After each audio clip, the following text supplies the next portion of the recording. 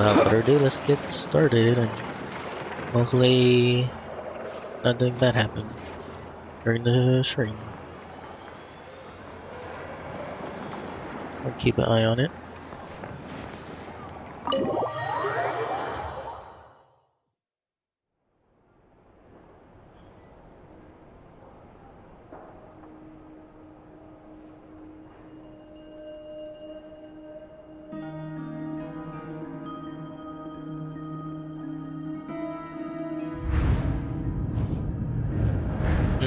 Alright. Sorry, I was checking if there's a way to disable a notification on Discord.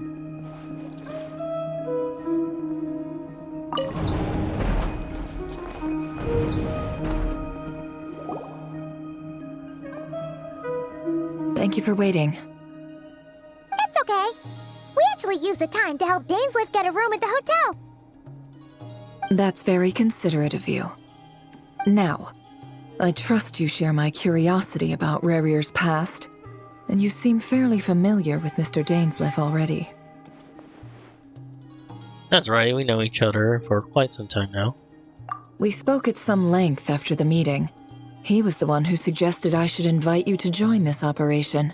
He feels confident that these secrets will be safe with you. Dane has a lot of faith in us, that's for sure. Thanks for your trust too, Nefer. Likewise. I appreciate that you got right on board without interrogating me about why I invited you. It shows that you trust me to explain everything in due course. That's because we know what you're capable of. We appreciate you too, Nefer. You might have been forced to help in the beginning, but this time, it was your choice. That's one way to put it. Another is this, that once a decision's been made, it's set in stone. After that, my only goal is to see it through. Alright, so here's how it is. I'm going to access Rarier's thoughts again using my confidential method. Now, I'm sure you've seen things like this before on your travels, so you're surely well aware of how dangerous it can be.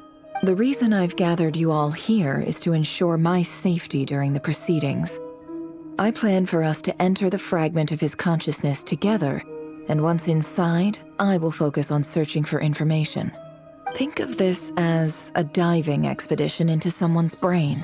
If I'm the diver, you are my safety equipment, tasked with keeping me alive while I'm under the surface. Oh, damn. Once the ceremony begins, we will all be spying on privileged information. But in the interests of safety, you must remain absolutely silent at all times. We will discuss our observations after the ceremony has concluded. Lastly, any individuals of a weaker constitution are advised not to partake in the ceremony. In any case, Paimon has her own job to do, which requires staying in the room but not joining the ceremony. Never conspicuously left out the details of her confidential method. I guess her brain diving technique are a trade secret. Well, good luck, everyone. Sounds like all Paimon can do is cross her fingers and root for you guys. You're the mascot. There's a little more to it than that. I was being serious when I said you have a job to do. While the rest of us are inside Rarier's mind, it's imperative that we have a team member on the outside. In the event that something goes wrong, you will be our first responder. I don't anticipate any issues, but the extra level of safety will be greatly appreciated. I second that. This is a dangerous operation here, and you're our whole rescue team. That's pretty much the most important job in the crew. So, Paimon's like the lifeguard? Yeah, that makes sense. All right, got it. The last time she became our lifeguard, we fell into a quicksand. I remember that, it was funny. Good. Please, take a seat. We'll get started momentarily. Can't wait to see what happens. So, did Mr. Dainsliff tell you anything else? He told me that he believes Rarier kept some big secrets in his life. He's not sure that they were the cause of his eventual downfall, but he's asked me to uncover what those secrets were all the same.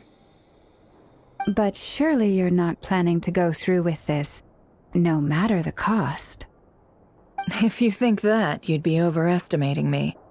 I'm a businesswoman, not a mercenary. But I do have my own professional reasons for taking this job.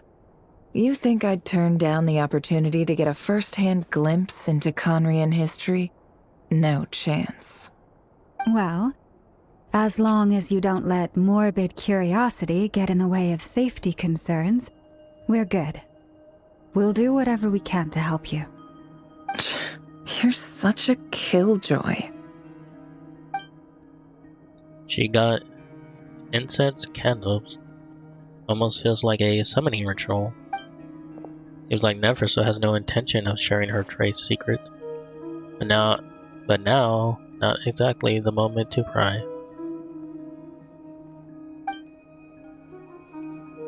I see there's a chess set on the table.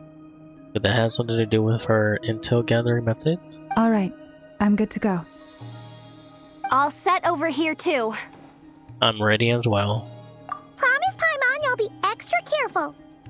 Pinky promise. All right. Let your whole body relax. We're about to begin. Close your eyes.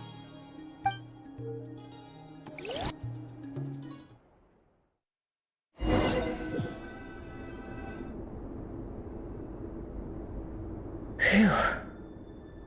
Could this be his office? Pretty standard setup. Bookshelves, paperwork, files. According to Dainsliff, Rarier used to be an intelligence operative. Chances are there's plenty of top secret intel stashed away in this room. Is this where you keep your secrets, Rarier? Can't say I'm not looking forward to this.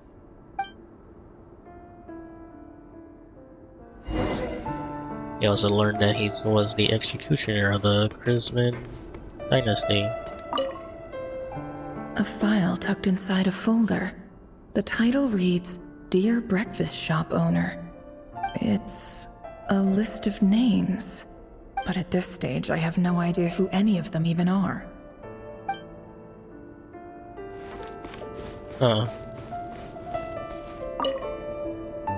Wonder what kind of encryption technique this is. Seems like it has to be inserted into that camouflage device nearby. Aha! It's an audio recording. Please, hear me out. I can't shake this feeling that someone's been spying on our house. No, I'm not being paranoid. It's true. I saw someone dressed in all black. It was a couple of days back, but that was on another street, not near my house. I swear, I know what I saw. There's a note in the margin. Surveillance of the Runforther residence has concluded. We apprehended the target and filed the mission report last night. Could the voice in the recording belong to one of Rarier's targets? Maybe when they were looking for the Crimson Dynasty.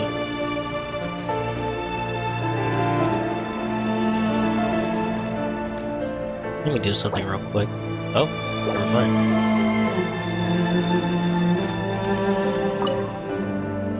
Bookshelves full of documents. Looks like these are all files, packed with the personal details of individual Conrians. The Crimson Moon Dynasty preceded the eclipse. Since Rarier worked as a secret agent during the latter, it stands to reason that he was tasked with purging remnants of the old dynasty. Yep. Lines up exactly with what Dainsliff told me.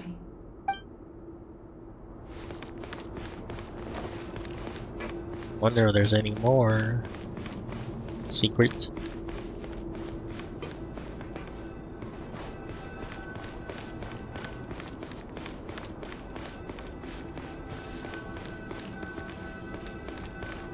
Aha, here's one.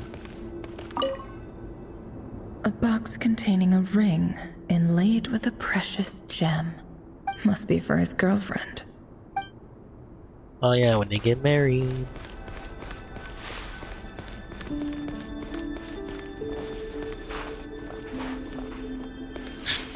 That's funny.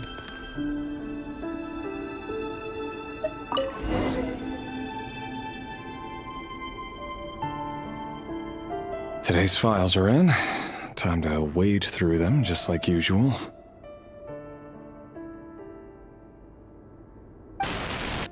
Male, 51. Occupation, cook. Confirmed Crimson Moon descendant. Has maintained frequent contact with other descendants over the past year. Poses a threat to the dynasty. Oh, we just learned that from that book over there. Neutralized. Oh.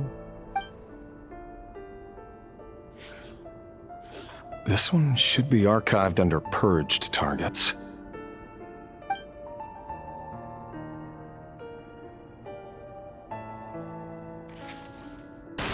Female, 23. Occupation, office clerk. Confirmed Crimson Moon descendant. Has maintained frequent contact with other descendants over the past year. Poses a threat to the dynasty. Neutralized.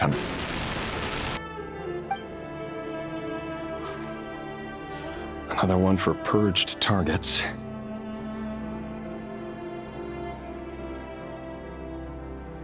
Sounds like she was that other man's daughter. Never mind. What's it got to do with me? Oh, these are all probably from the cook guy. I never said they were listed names that she doesn't know anything about them. Male, 40. Occupation, teacher. Confirmed Crimson Moon descendant. Has been observed making contact with other descendants during the past year. Poses a threat to the dynasty. Neutralized on... Just another nobody for the archive. Come to think of it, I remember surveilling this man.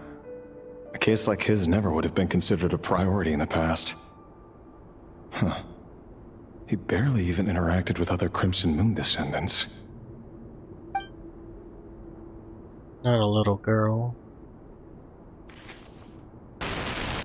Female, 16. Occupation, none. Orphan and confirmed Crimson Moon descendant. Has been observed making contact with other descendants during the past year. Poses a threat to the dynasty. Neutralized on... Filed. I have no recollection of this girl. None whatsoever. She doesn't seem to be anyone important, but then again, how many of them really are? Female, 13. Occupation, none. Orphan and confirmed Crimson Moon descendant. Has been observed making contact with other descendants during the past year. Poses a threat to the dynasty. Neutralized and... Filed.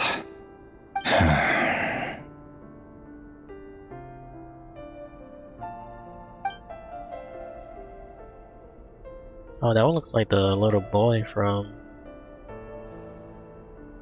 his girlfriend's memory.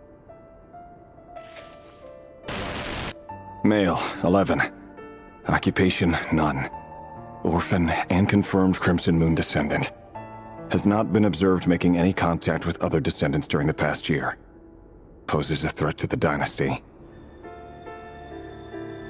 Neutralized and...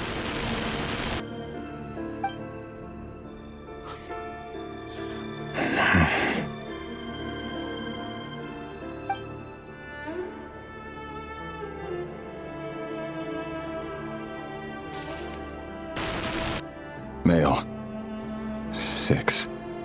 Occupation, none. Orphan and confirmed Crimson Moon descendant. Poses a threat to the dynasty. I think the age of these victims are getting lower and lower.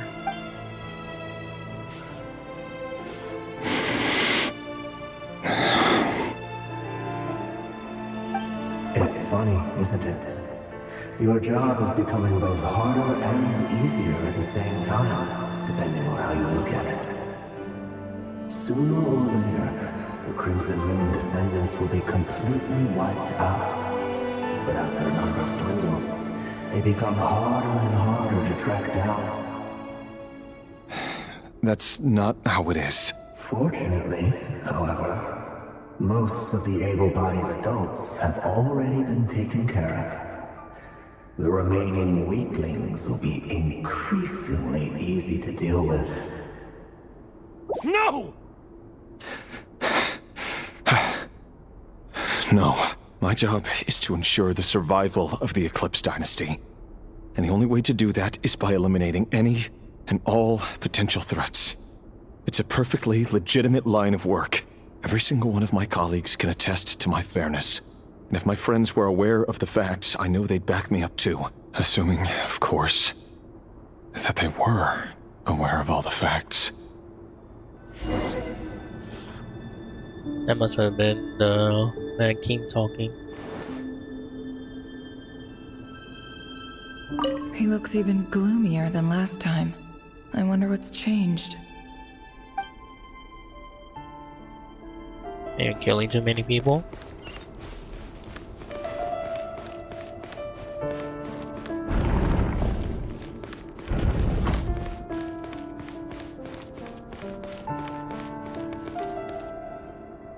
Mr. Vedifalnir, it's been quite some time since we last met. Rerir, I trust you're here because you have something important to discuss.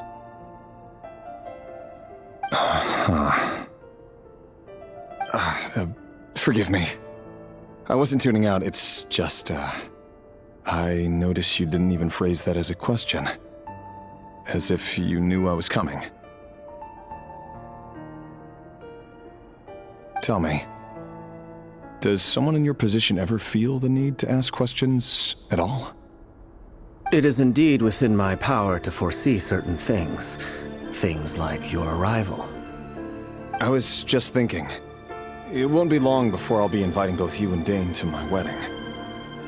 That isn't a lie, but nor is it a fact as such. It's a wish, isn't it? No fooling a prophet, is there? Ever since that day we met for drinks, I knew it was only a matter of time before you came looking for me. Does it feel good? Knowing how the future will unfold. I'm afraid the notions of good and bad fail to capture the complexity of what such a power entails. Once you've seen what will come to pass, it can be all too easy to succumb to fear and melancholy.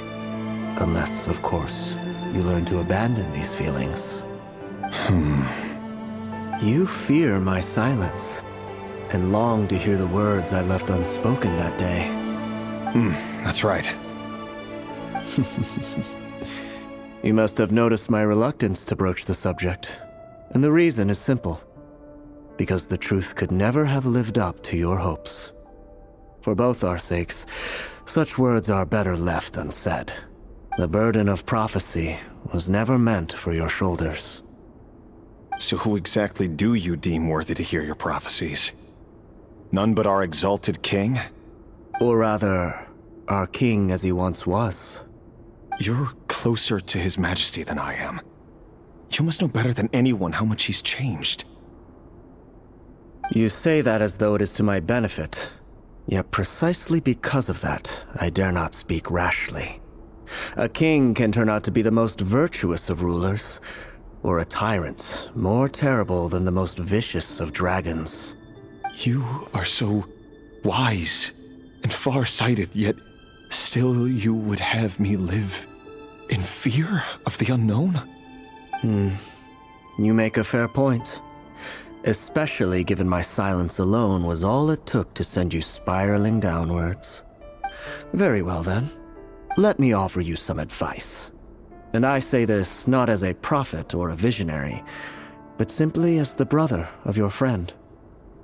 For many reasons, there is very little chance of your marriage ending in happiness. If happiness is what you seek, you should find another fiancé. Aww.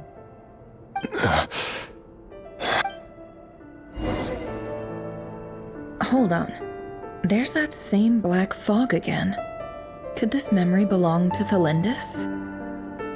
Yeah, Guess her I name was better tread carefully. Delinda's, but I couldn't remember, or I want to try to pronounce it.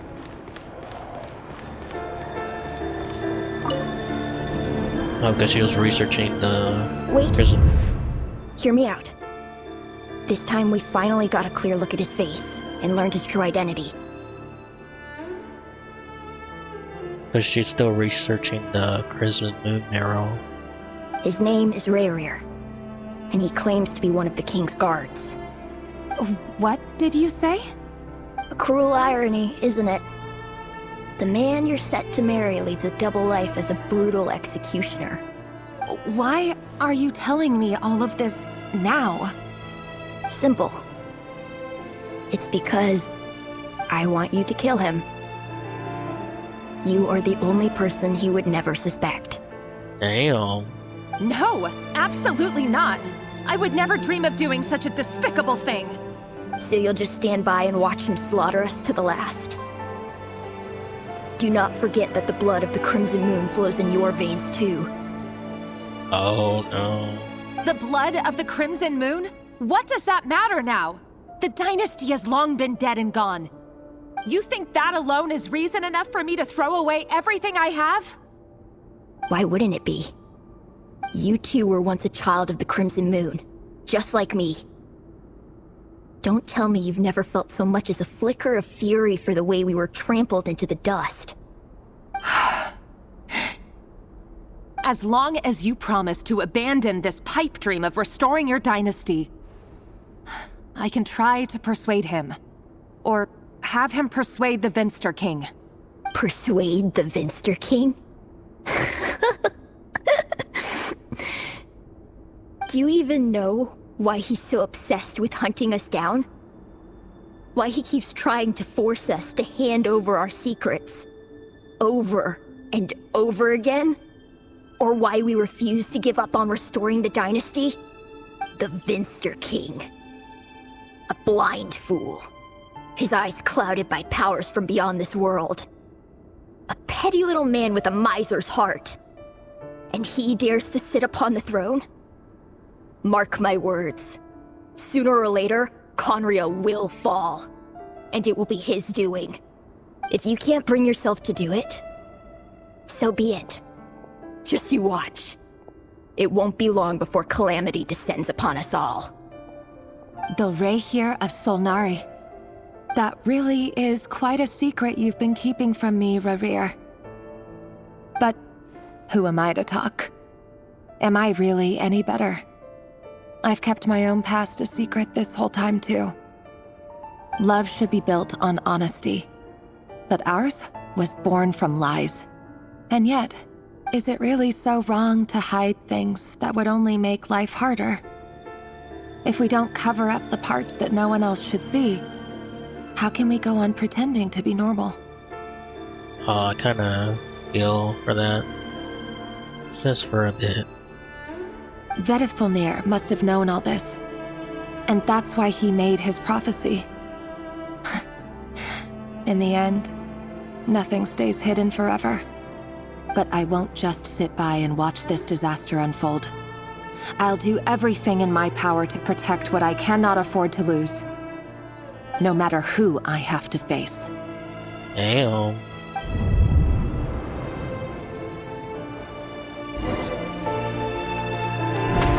Huh? Was that Rayrir who just walked past the window?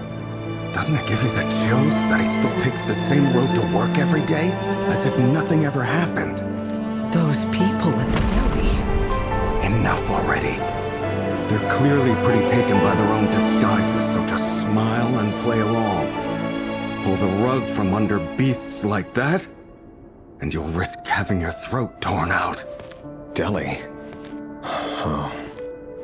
They're talking about those people from the opposition. Right. I'd almost forgotten they used to run a deli. People of no consequence always vanish. So easily. And no one even remembers them.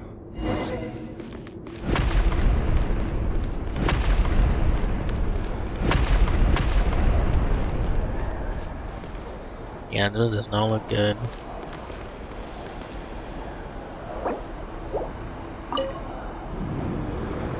But surely you can see he's not the man he pretends to be! So many have died already, and they say that the king's madness grows with each passing day. We're not going to survive this, are we? But why does it have to be this way? Do we really deserve to die just because of the blood that runs through our veins? Felindis, are you even listening? Sorry, Freether. My mind was off wandering. I heard you, though. You're talking about what Rerir said. He's just following the king's orders. He's a secret agent, and it's his job to hunt down rebels and dissidents. By the time you first met him, he'd already taken lives. Maybe he was using you from the very beginning. No. Rerir has no idea I have anything to do with the Crimson Moon. My family are only distant relatives of the main lineage, and besides, my eyes are perfectly ordinary. Truth be told, apart from my teacher, pretty much no one knows I have any connection to any of it. It's been a long time since my family severed ties. But as Orlog said, who could possibly talk sense into that raving lunatic of a king? No one. I'll work something out. Trust me, I'm with you all. But for now, you need to keep yourselves hidden. Don't let anyone find you, anyone at all. Don't forget that Rerir is an Eclipse operative. You need to be extra careful when he's around. And when I am too. For now, don't come looking for me. And if anything happens to me, just act like we've never met. If even you can't escape this, what hope do the rest of us have? But after all this time together, surely he wouldn't lay a hand on you. I won't speak in his defense, nor can I give you a clear answer to that question. But I'll do everything I can to put an end to this. Here, hold on to this. If an opportunity to escape presents itself, take it. You'll be glad you took some spare change. You call that change? But what about you? I've got a job, and there's still money coming in. But you can't go anywhere right now. Please think about yourself for once.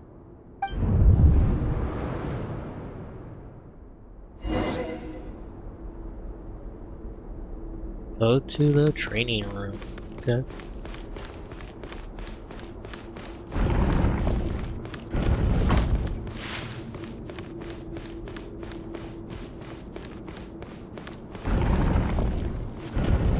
Another day, another round of assassination training. The training ground is just beyond this hidden passageway. When you kill a person, doesn't it bother you when you end up covered in their blood? Why would it? Aren't we all just walking blood bags? But not everyone is accustomed to hunting down others like prey. You've been a hunter for so long now, you seem to have forgotten that most people don't just go around killing one another. Leave me alone.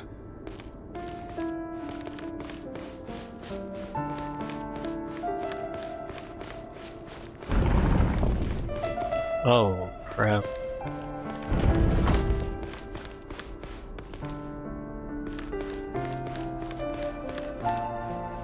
Are you okay?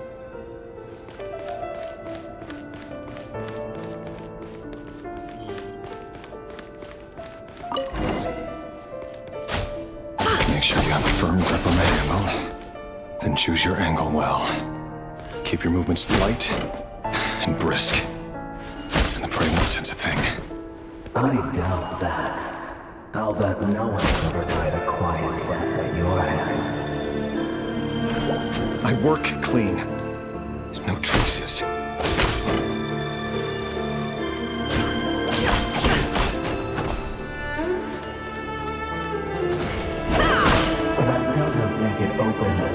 accord, though. The king just happens to need you right now.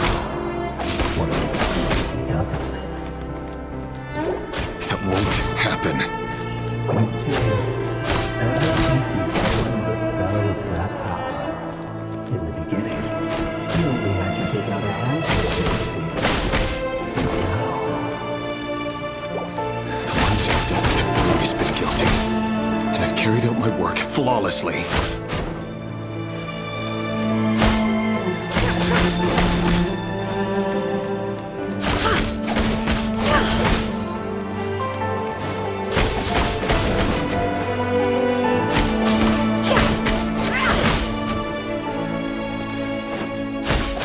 No more lies. you know why Felinda didn't accept your proposal, don't you? Was it because she didn't trust you? Or something else? Enough! Holy cow.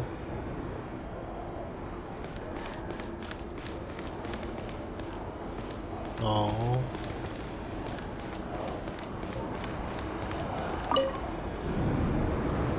Delindis, do you still remember Orlog? Orlog. The boy who was pretending to sell flowers. You spoke for quite a while, didn't you? Yes, we did. What about him? He was arrested 2 days ago. Chances are he's already dead. He... I just don't get it! After everything he's done, why do you still stand by him? Or does it mean nothing to you that people keep dying? No, that's not... Just hear me out. I need to go now, Thelindis. They're looking for us. You take care too. If you ever need a place to hide, come find us.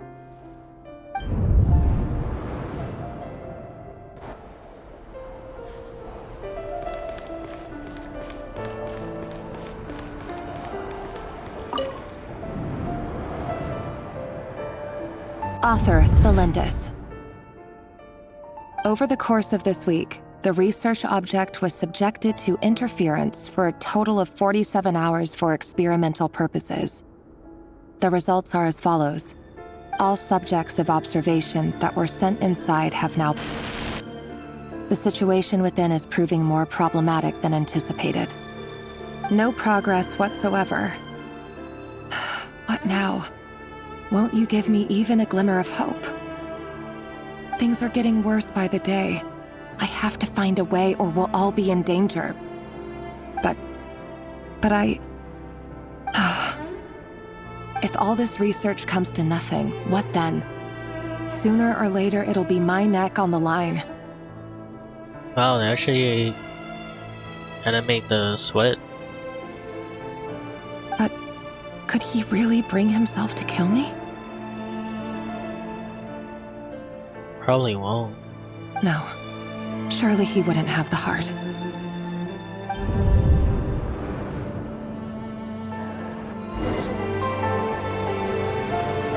Well, maybe he did.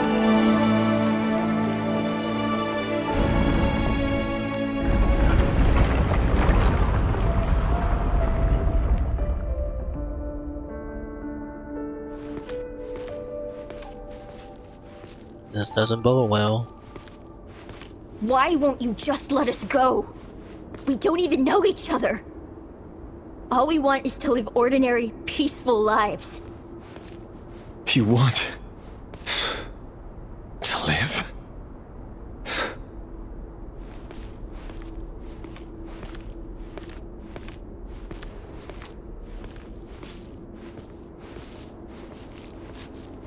Yes. I just want to go on living. Is that really such an unforgivable crime?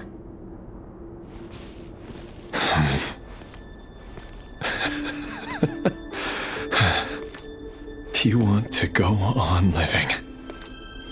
I want to keep living too. To keep living forever. That's That's why I have no choice but to continue on the path I'm on. If only some savior would suddenly swoop down and change the way the world is. Too bad that's not going to happen.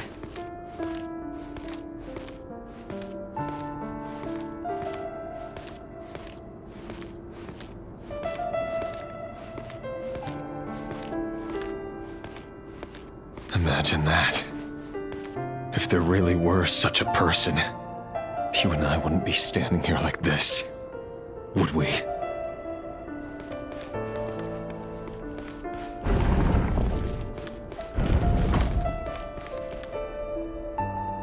Today's files are in. Time to wade through them just like usual. No, I don't get tired of it. It's my job. And not only am I lucky to have it, I'm good at it too.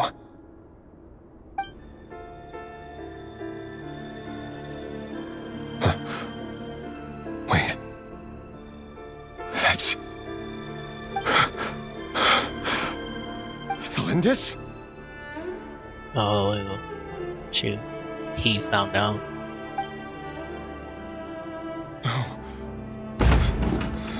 No. No! Why? But you bear no mark of the Crimson Moon. How could you possibly have anything to do with them? It cannot be! A diluted bloodline. Carefully concealed. I see it now. You've been living in the shadows just like me. What a fool I've been. Numbing myself with talk of justice. Even imagining my friends would back me up. But in the end,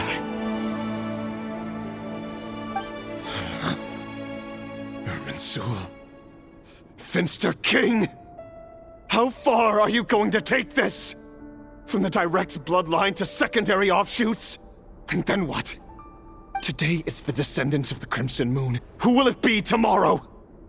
Will you not rest until everyone down here is dead? No. This cannot go on. This is where it ends.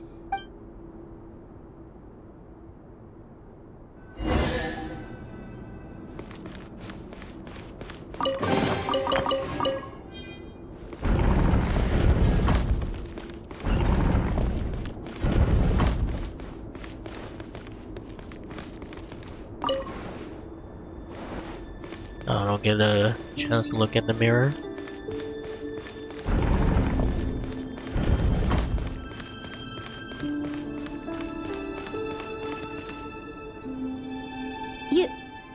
You're really letting me go? I am. As long as you can guarantee that no one will find you. Don't worry, I'll be extra careful. No one will know I was here. But... what about you? Me?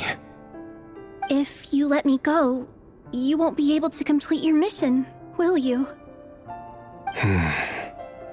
Good point.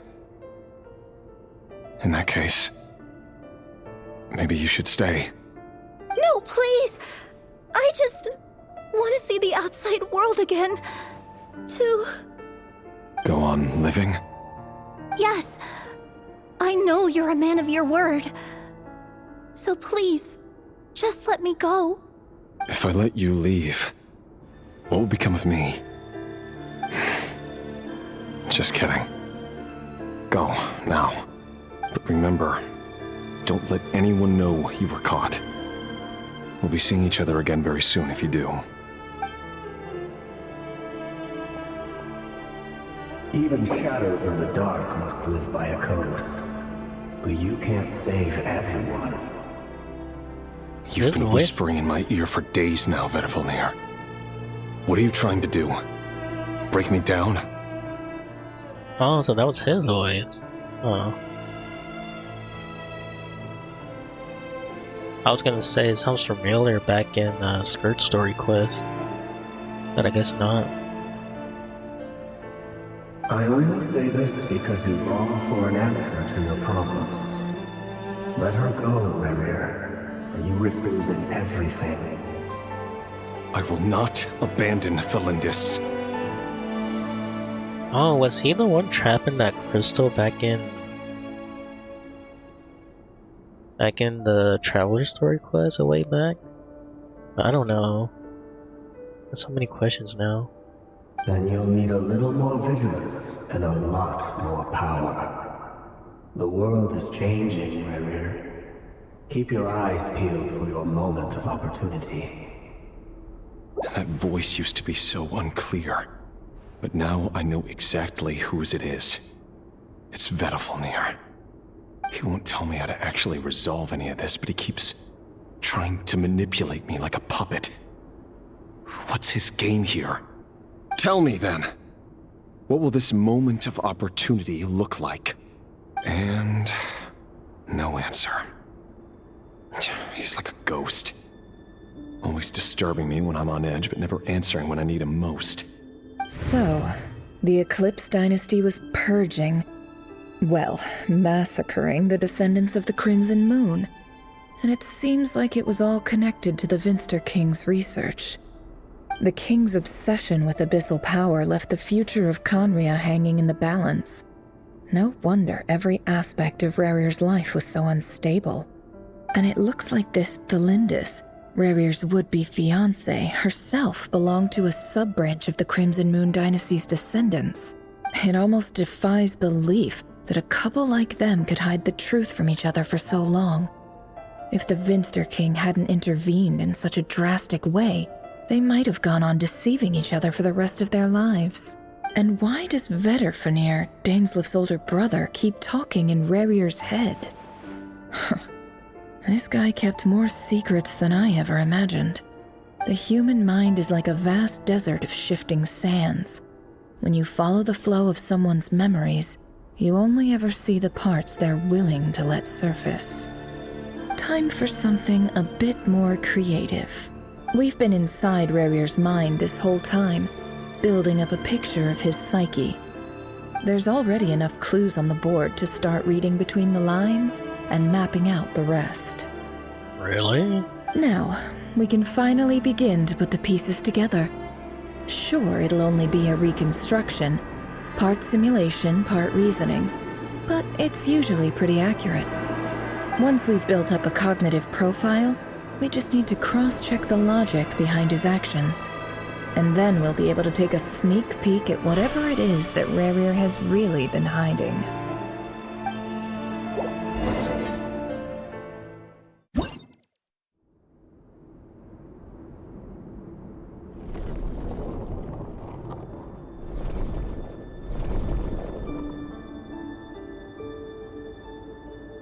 Another puzzle. Rerir, No. are you there?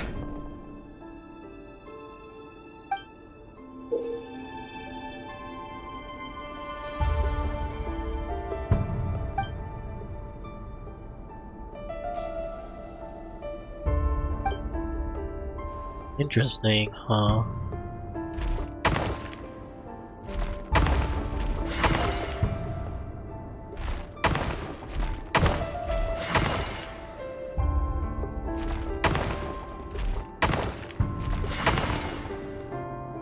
Hey, Rerir! Come out, it's urgent! Dane? What's wrong? Oh, and he's like a wolf. That's kind of cool. Quick, come with me. I'll explain everything once we've met up with the others. Okay. I'll come. But the Lindis is still over at the Universitas. I'll need to leave her a note. Might be when the king put his older brother in prison. All right then, but make it quick. I've never seen Dane so worked up before. Whatever this is, it must be big trouble.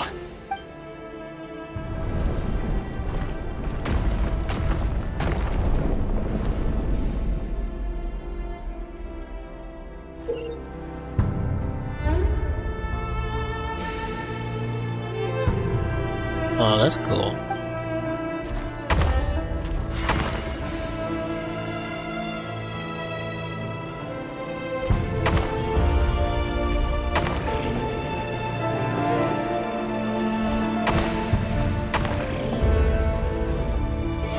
God darn it.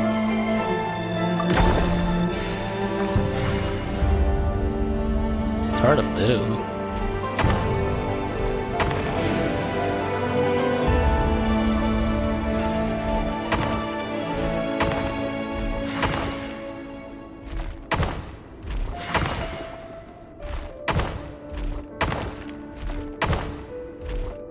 Okay, come on. This is the way this camera is set up.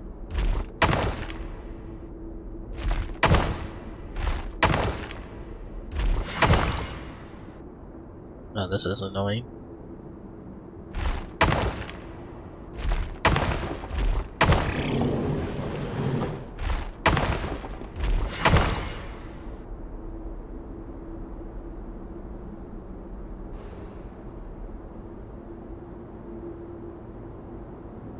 Well, this is a nice change, meeting you all at this hour.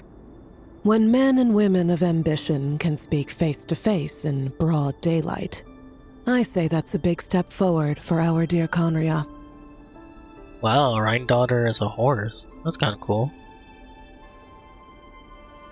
Don't be ridiculous. We do not fear the day. Why would we seek refuge in the night? Ah, is that her Logi? He's a sword. That's kind of cool. You might ask your blade that same question.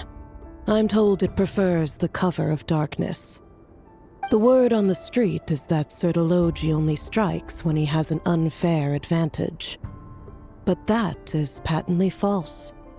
I see you're missing an arm and a leg. Surely only a fair fight could explain that. If this is your way of offering me replacement limbs, believe me, I'll take them. Oh, we can certainly discuss that. With bioalchemy, anything is possible. Assuming I have your full support in my research. Oh, she gave him the limbs? Lunatic. Roptatir, what brings you here? That one we don't know about. We haven't even seen this person or anyone mention him, really. Why, Dainsleif, of course. He invited me. Please, cast aside your apprehensions, Miss Rhine-daughter. Whatever the rumors may say, I am but a humble servant of the king, and I can assure you he affords me no greater convenience than he does you.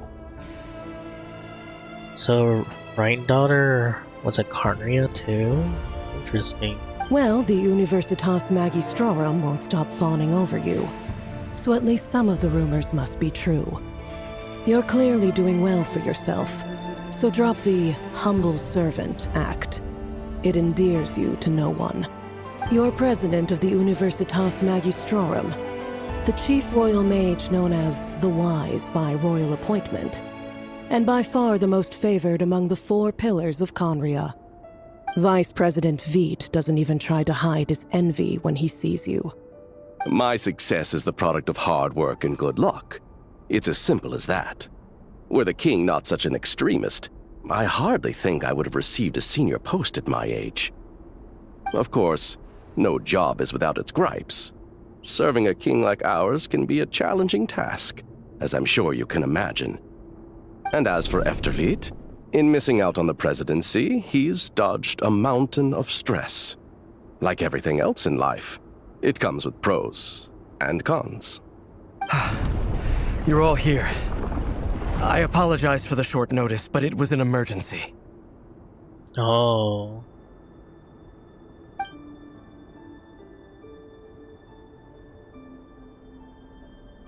You must be Rarir.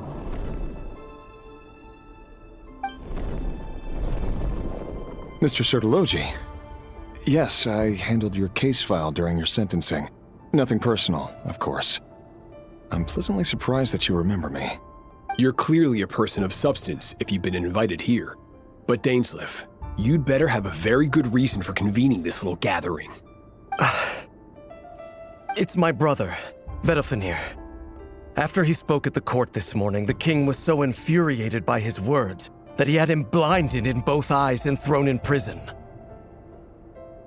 Oh, he gouged out his older brother's eyes. I thought it was the other way around. The king was so infuriated by his words that he had him blind in both eyes. Vedafulnir in prison? Strange. I thought the king trusted him and Heroptatir more than anyone else in the world. Does this mean the king's circle of trust just got even smaller? It has nothing to do with trust.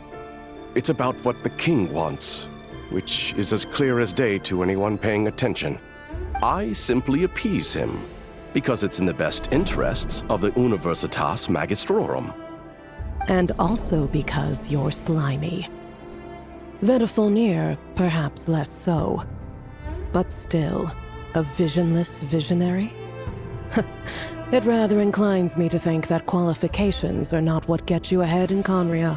Do you honestly think this is an important discussion to be having right now? Dane, what are you planning to do? Rescue Vedafulnir, I assume. Correct. It will mean storming the palace by force. Tonight.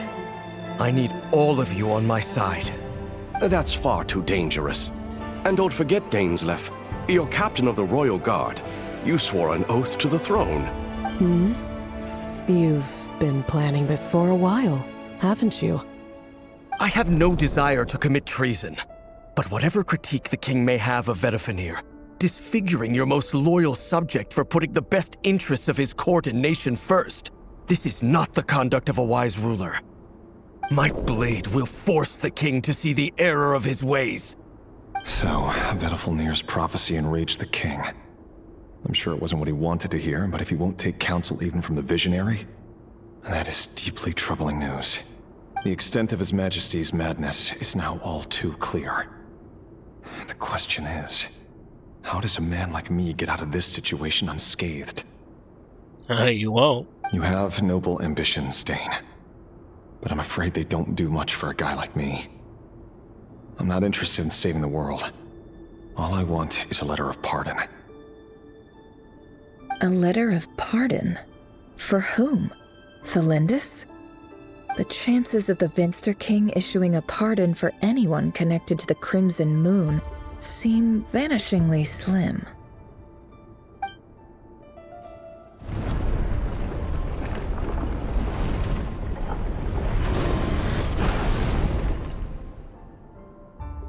I love this chess piece. It's so cool. Black fog over the board must have some connection to Thelindis. But why is it taking this form? Does it have something to do with Revir's past? Another mystery I'll need to unravel.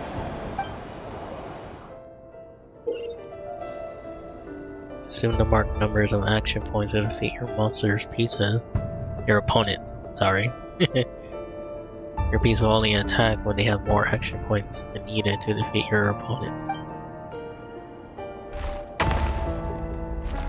Oh god. Interesting.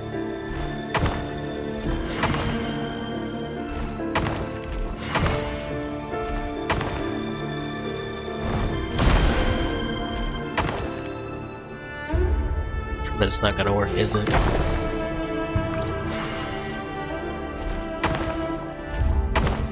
That's so annoying.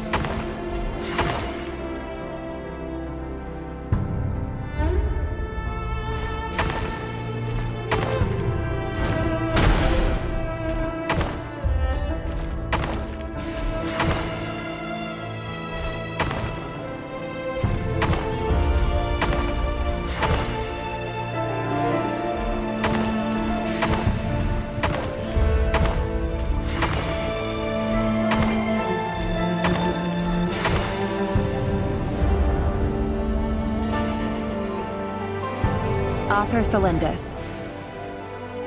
Over the course of this week, the research object was subjected to interference for a total of 60 hours for experimental purposes. The results are as follows. Research dating back to the Crimson Moon Dynasty has established 2 points regarding moon marrow. Firstly, its origins have something to do with a god's power. Secondly, it serves as a portal to an as-yet indeterminate location. moon marrow can thus be defined as a spatial gateway. However, there are a number of hurdles to overcome before we can answer the question of where it leads to. To start with, opening the gateway requires a specific power source, which the relevant literature indicates an enormous amount of power is then required to keep the gate open. Currently, the total power output of our instruments remains in the single digits. To make matters worse, I am now the only staff member remaining in the Moon Marrow lab. The Universitas Magistrorum recently decided to move most of its personnel into abyssal energy research, which has stymied all Crimson Moon-related projects. This is not a wise move. I have always maintained that placing all our hopes in a single source of power is risky, especially one as poorly understood as this. As well as making ourselves overly reliant on a single resource, we are neglecting other promising technologies. I apologize if this comes across as disrespectful. But as a Moon Marrow researcher, I desperately want to see the world beyond the gateway. If we really made it there one day, what would we find? And how would we go about taming the unknown? My imagination is endlessly fueled by questions such as these.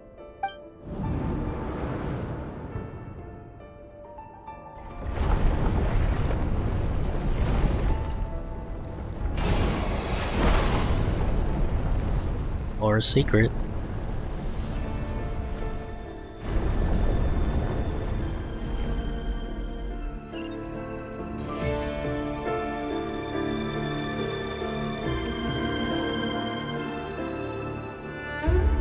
This is so cool.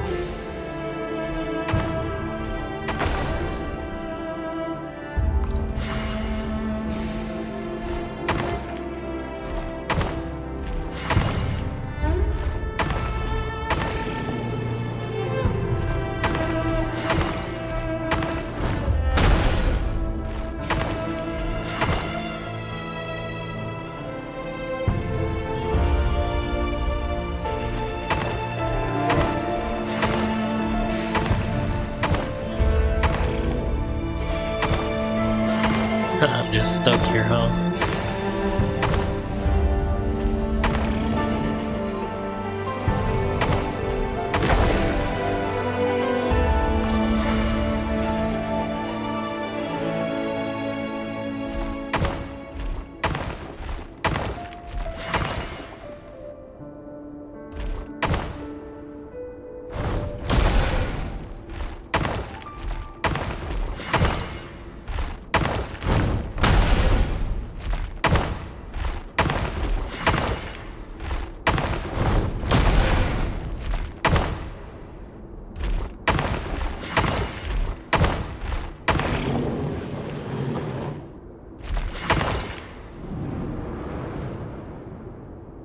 This is for you.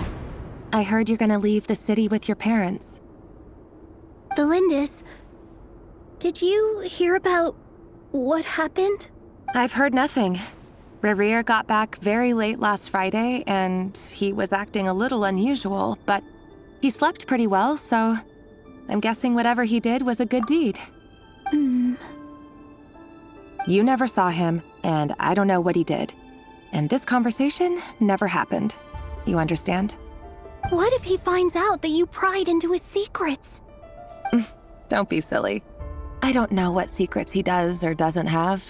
All I know is he's just a normal guy who happens to run some errands for the king. Are you scared of him? I don't know. The Rerir I know doesn't match the person you all describe. Logically, I should be scared of him. And yet, I don't want to lose him. But enough about that. You should get going, and be careful with the package I gave you. Keep it secret. Keep it safe. What's in it? A piece of the moon. All you need to know is that as long as you keep it safe, then in the future, everyone will be able to see a red moon. A red moon? You mean our moon? Oh, she must have been That's the right. voice. Our moon. Promise me you'll look after it. She must have been the voice inside of the Crimson Moon Marrow. I promise, Delindis. The Crimson Moon bloodline will never die out. Its light, the color of blood, will become like a fire that flows in our veins, no matter how long it takes.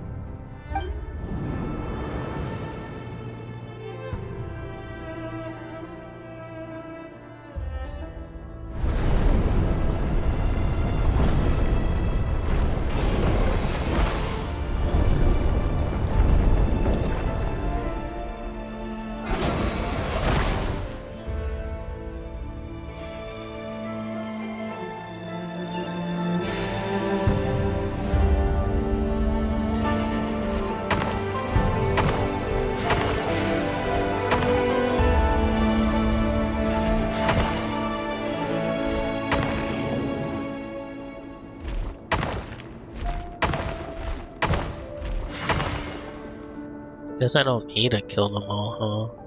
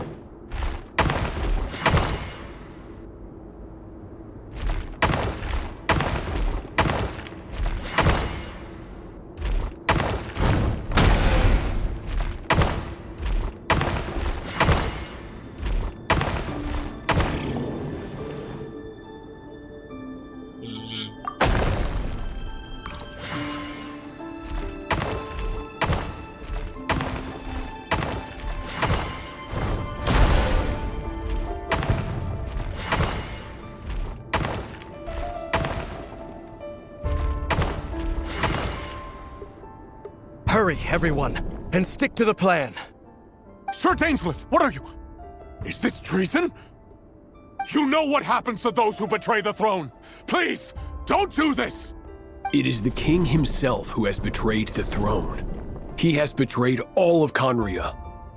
If you have any love left for justice in your heart, you should join me. It's showtime. Dane and his group will handle the troops in the palace.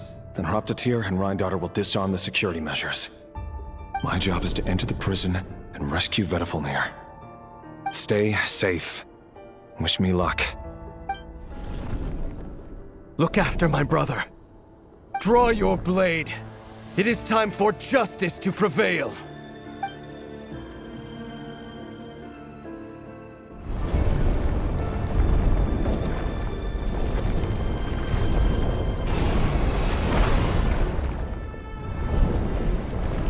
Oh, this is so cool, I love it.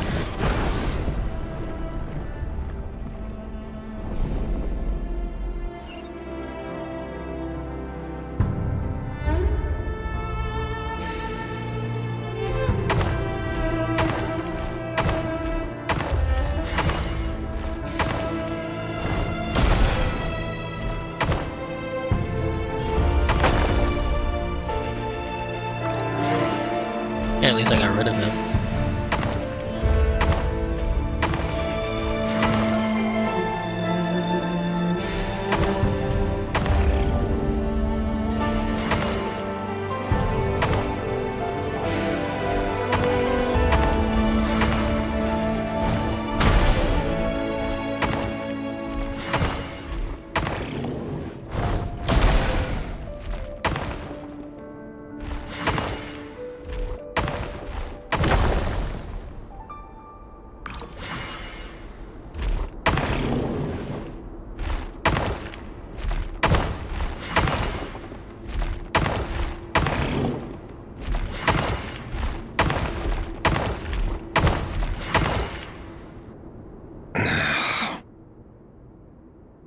This place is filthy.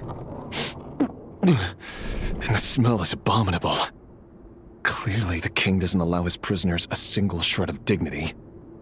This is dire. Found you.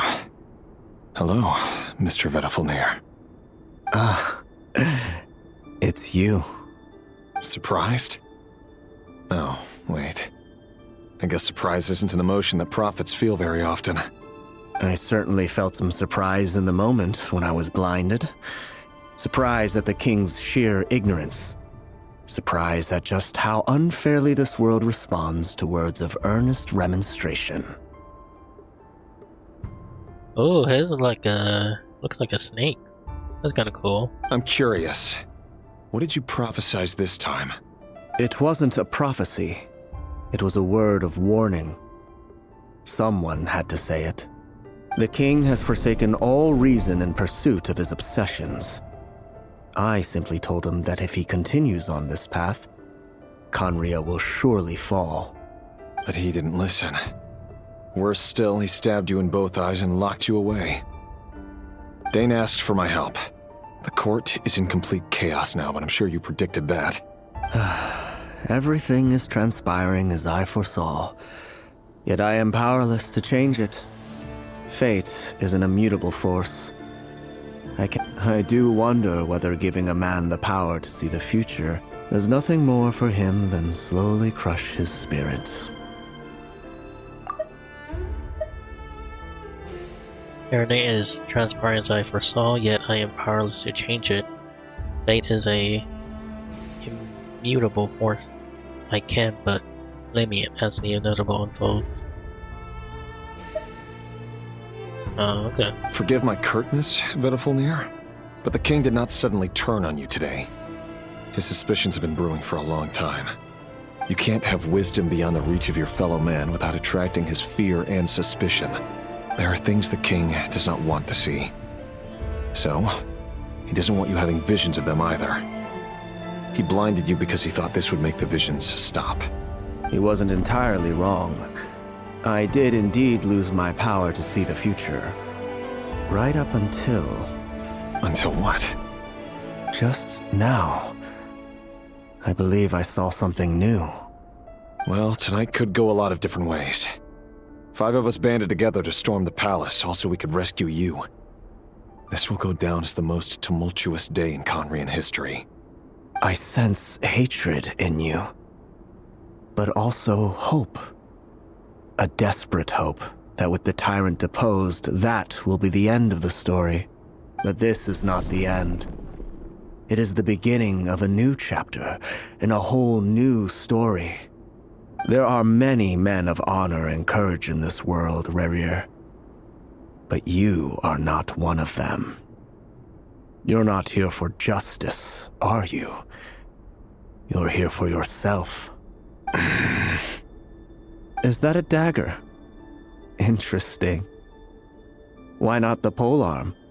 It was always your weapon of choice. With your abilities, I don't doubt that you were able to recover some of your sight. But I also doubt that you want to make an enemy of me right now. Of course not.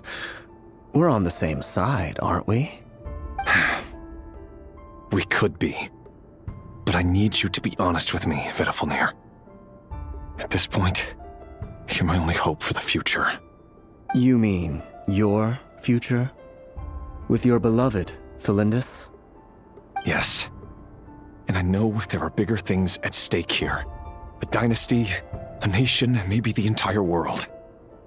But forgive me, I care first and foremost about myself. I can't abandon the one I love to save myself. I just can't do it. But you see a broader picture of the future than I. You see the solutions to the biggest problems of our age.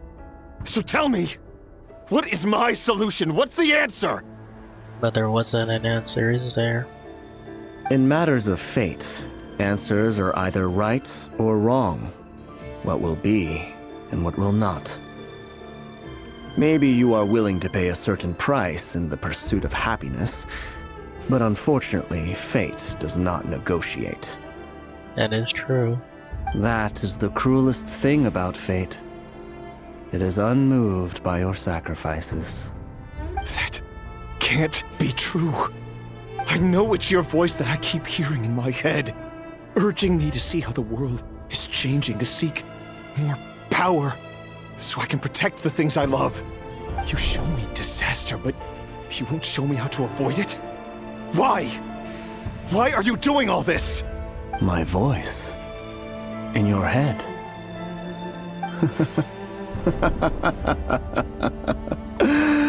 So, you hear it too?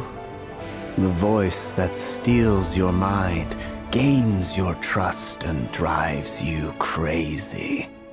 Oh, that must have been the voice of the Abyss. It turns out that we are not so different, you and I. Vedifalnir just broke into the strangest smile I've ever seen in my life, as if he'd discovered some monumental secret. But then he suddenly switched to looking extremely weary. Very well then. My advice to you is as follows. You must persevere. Whatever trials and tribulations you may face, be steadfast in the belief that they are your path to the future. For as long as you live, your story with Thelindis shall not come to an end. That is the only chance you have of fighting back against fate. It is up to you whether you believe my words. Regardless, that is all I will say on the matter. I have no right to intervene any further. I will hold you to your word. Thank you for setting me free. In return, I will tell you one more thing that you cannot afford to ignore. Just then, a strange wave of energy rippled through the city. We had no idea what it could mean. If I were you, I would head to the Universitas Magistrorum. The Universitas? Oh no! I'm sure we'll be seeing each other again very soon, Rerir. Whatever Vedifalnir said, I didn't catch it. I didn't even help him out of the prison. There was no time to lose.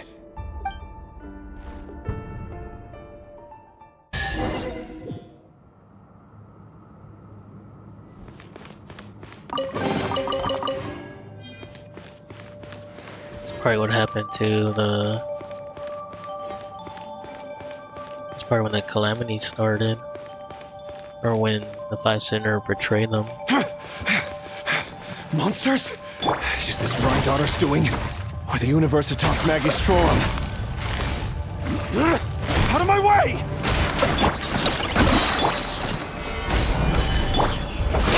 Observe. Close your eyes to dust. Order guide you. Solidify.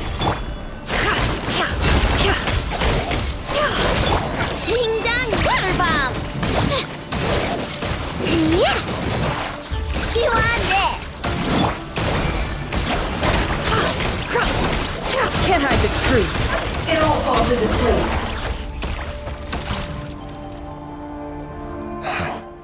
The Universitas. That reminds me of a rumor I once heard. Allegedly, the king installed secret mechanisms in the palace and around the city. No one knows where they are or what kind of power they hold. But if they were ever going to activate, it would probably be on a night like tonight. Help! Help! Hold on! Don't let them anywhere near you! Save me! I can't! Ah! That sounded like an explosion. So, the rumor is true? The king really went through with it? What other means does the king have at his disposal? They must run on power from the Abyss. And given it's a major center of Abyss research, anyone over at the Universitas will be in grave danger. I have to hurry!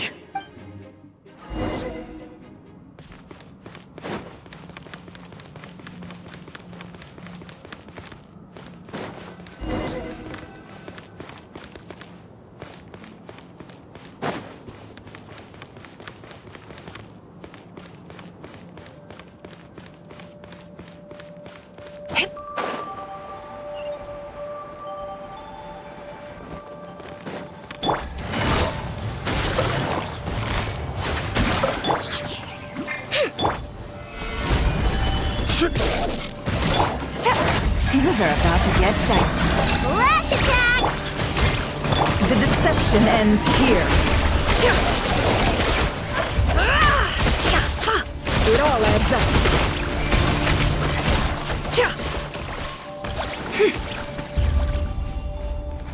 This is order.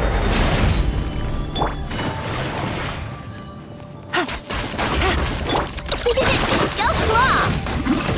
Look, the rainbow! No more lies. Time to come clean. The long sleep beckons. Gather! Can't hide the truth. The mystery unravels. It all falls into place.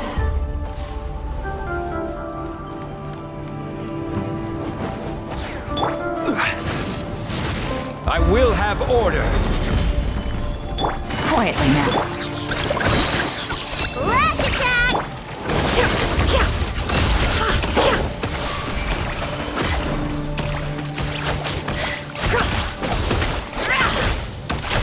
It all adds up. Gotcha. Busted. Solidify! Look, the rainbow! Can't hide the truth. The deception ends here.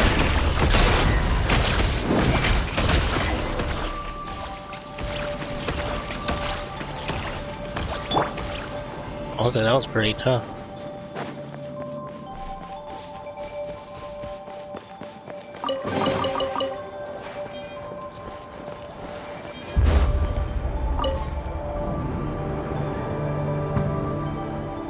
Monsters! At the Universitas Magistrorum? Why now?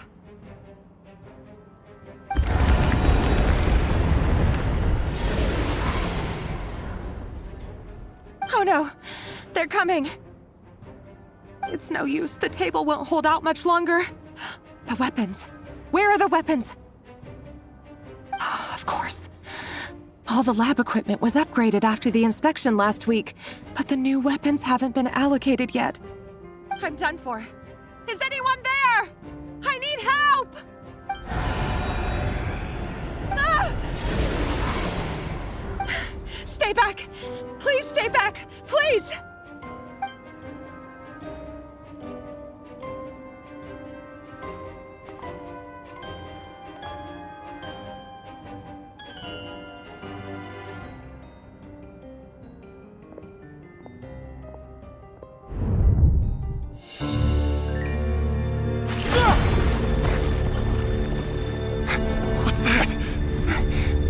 Rear.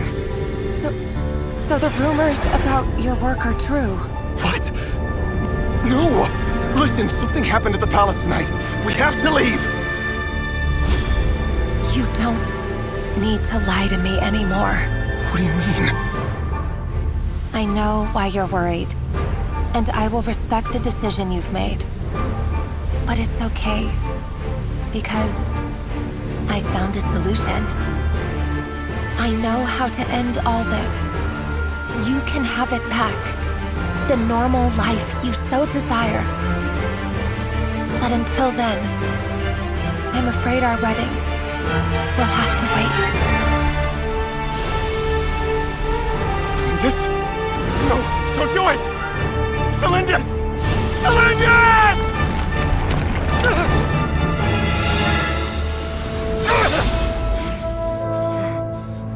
I told you, Rerir. Let her go.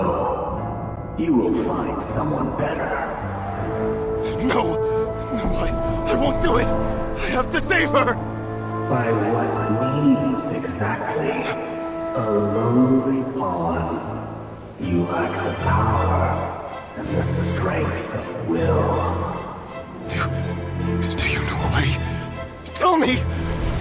Come to the palace. Join us.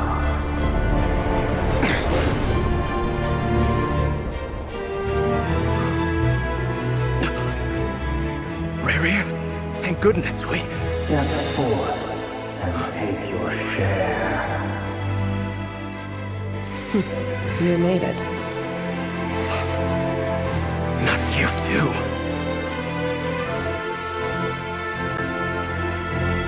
Hatred or grief, despair or desire. We all have our limits.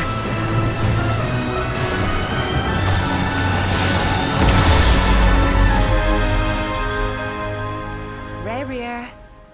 Rayrear. Lindis? Were you daydreaming?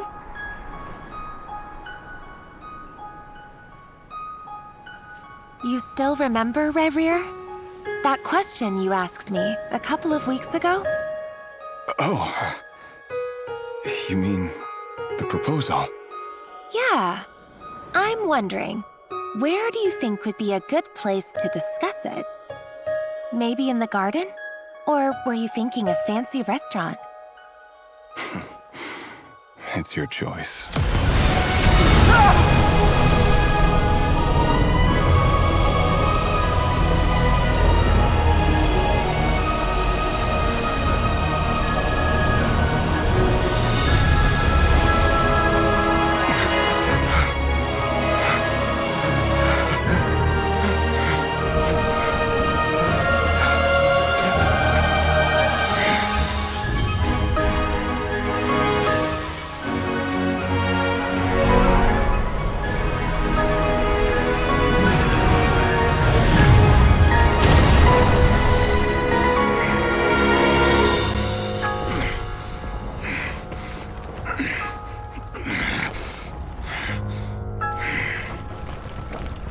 I will find you. And then, you can give me your answer.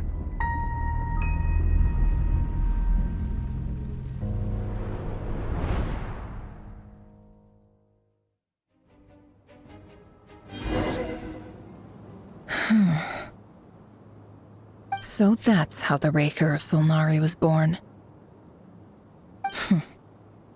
A monster created by circumstance is a monster all the same. Viewing other people's thoughts for too long can get uncomfortable. Right now, I'm feeling a strong sense of loathing. In a nutshell, the story of Conria is what happens when the truth falls by the wayside. Everyone tells little white lies, and before long, you have a huge pack of lies that destroys everything. Whew. Time to get back. His past is filled with sorrow, but the tale of any fallen civilization is one of endless tragedy. Cruel as it may be, that was Conria's fate.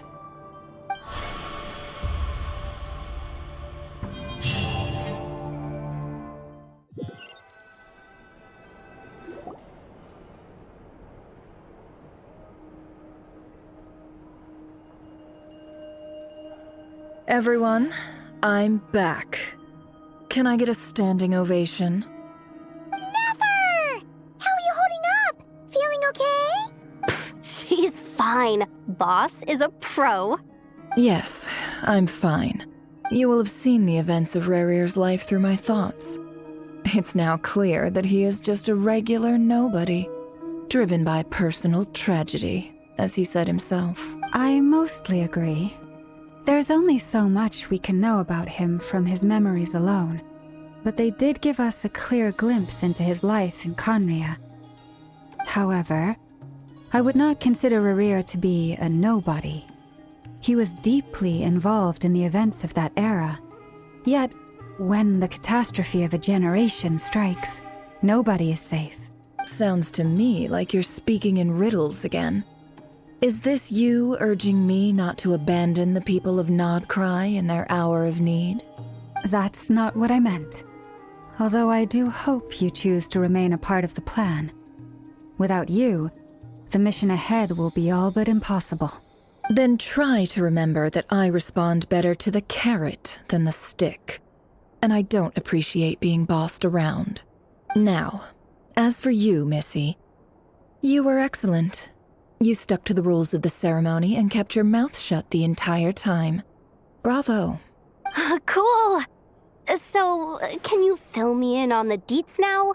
Most of what I saw went right over my head. Patience. You'll hear the whole story, don't you worry. But let's meet up with the others first. It will save me narrating it twice. Yehoda? Yes, boss. Let me get that door for ya. That's more like it. For a moment there, I was worried you'd forgotten about the first clause of your employment contract. Forgive my curiosity, but What does the first clause say? It says I gotta do the annoying stuff that boss is too lazy to do for herself. Like opening the door, pouring the tea, yada yada. Is that right? If something is in the contract, it's because she willingly agreed to it. Rest assured that the Curatorium abides by the very strictest of labor policies. You don't seriously think I'm cruel enough to treat her like my slave? In any case, I've hardly shied away from my share of the work today. Hope I don't catch Flintz and Varka lounging about in their chairs, enjoying a leisurely cup of tea. There's nothing I dislike more than other people enjoying themselves while I'm hard at work.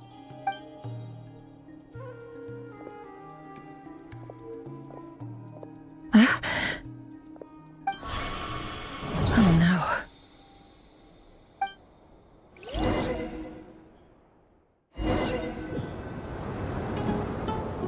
Sorry to disturb you, but we seem to have run into some trouble.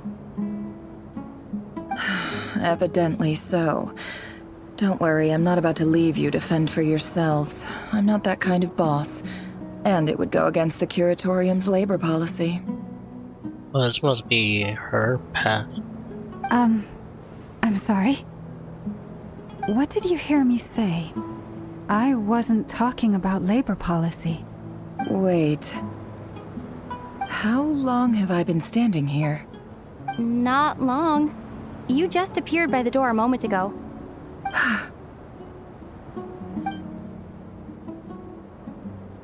Boss, what's wrong?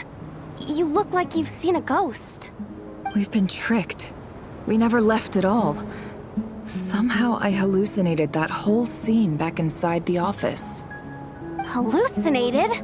But how? How indeed. This place should heed my will alone.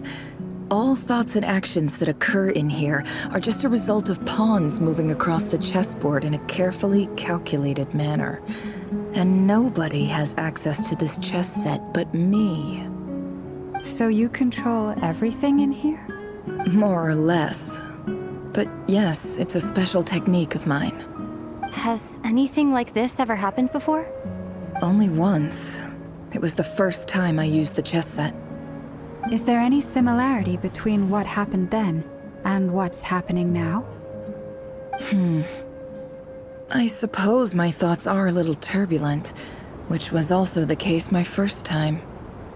Is there anything I can do to help? The first clause of your contract clearly states that I only need your help with things that I'm too lazy to do myself. Meaning, you're not feeling lazy right now? Meaning, this is not something Yehoda can help with. The chess set is a personal treasure that I alone understand. I must be the one to find our way out of here. Boss, it's fine. Really. Let me do something useful. Oh, listen to you. Whatever would I do without you, Yehoda? What? Really? Yes, really. Where would I ever find another employee as obedient and servile as you? God forbid anything ever happens to you. Oh, okay. Well, anyway, I was thinking of fetching some water. There's gotta be a source around here somewhere. I suggest everyone finds someplace comfortable to take a rest. We gotta conserve our energy. Even though all this chess malarkey doesn't exist in a physical sense, mentally speaking, it's all real. And so is our tiredness and fatigue. You don't want to dismiss mental fatigue. Just because it isn't physical doesn't mean it's any less serious. But anyway, I got your backs, so don't worry about a thing. Don't I have the best employees? Jealous much? If we can find a suitable time, I'd love to borrow Yehoda for a day to help out at the Frost Moon Scions. Would you be amenable to that, Boss Nefer? Oh, Lauma. Have I ever told you just how pretty you are? Beauty runs from the tips of your antlers to the depths of your imagination. Time to rally, everyone. Follow me. As we continue our journey, the same rules will apply. That means stay focused and no talking no matter what we encounter. And don't disturb the chess pieces. You have my word that I will get us all out of here.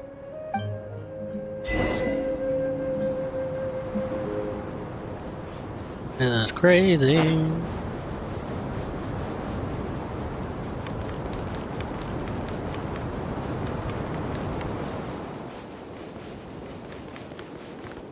Oh, I remember this place. This place looks familiar. That's not a good sign. This is from There's someone Samara. up ahead. Time for a little chat. I think. Where's Samara? Yeah, oh no, wait, that's not it. Oh, here it is. Our village. Maybe.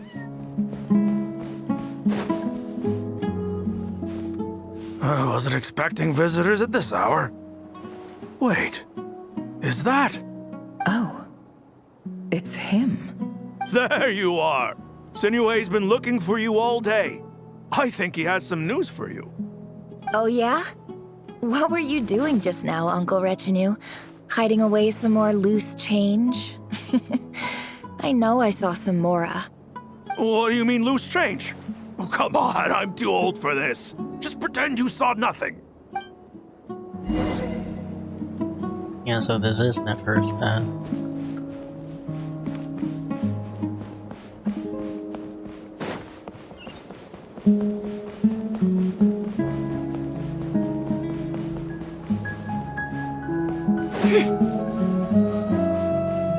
Hey, kid.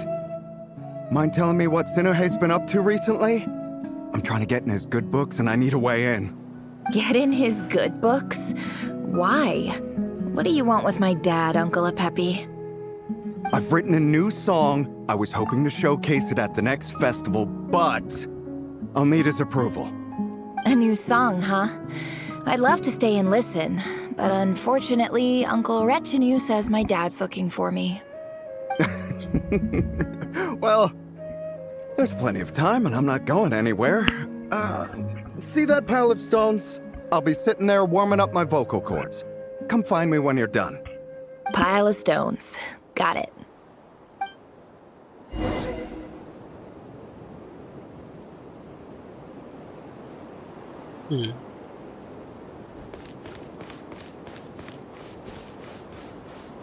Interesting.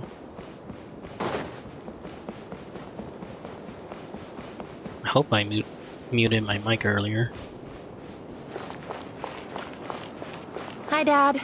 Uncle Retinue said you were looking for me. Ah, there's my little princess.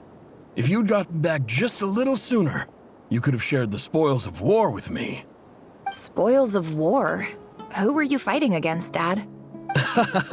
It was just a figure of speech. The aftermath of a sandstorm is no time to be waging war. I was talking about our war against thirst. I went out to fix our water supply problem, and now I'm back. Which means... We have a well again! That's right. I found a new one and brought back as much water as I could carry. It should last us for a good while. If it wasn't for these blasted sandstorms, our wells wouldn't be caving in. You wouldn't be spending all your time out searching for new water sources. As the chief of our tribe, I'm supposed to be leading us out of hardship and poverty, onto better things. You know how prosperous our ancestors were. I've told you all the stories.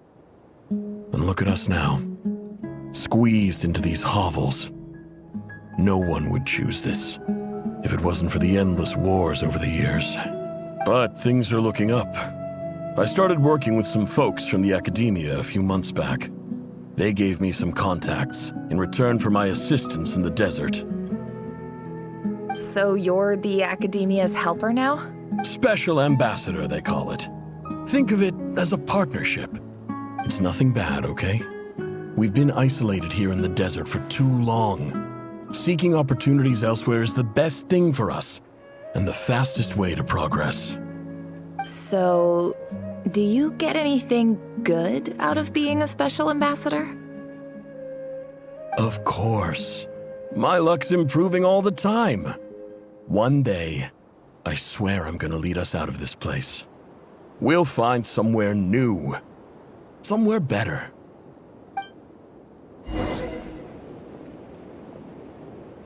You can see why people were saying that this one takes a while. This whole story quest.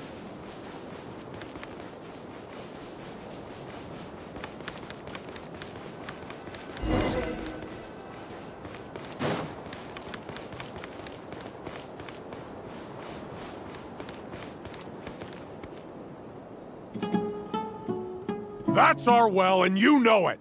You stole from us! Well, you've gone from chief to thief, and now you have to face the consequences! Did you really think you could take our water without permission and get away with it? You're either brave, stupid, or both. And that Special Ambassador Act? Yeah, nice try! We spoke to the Academia. They said it was all news to them. You're a liar and a cheat!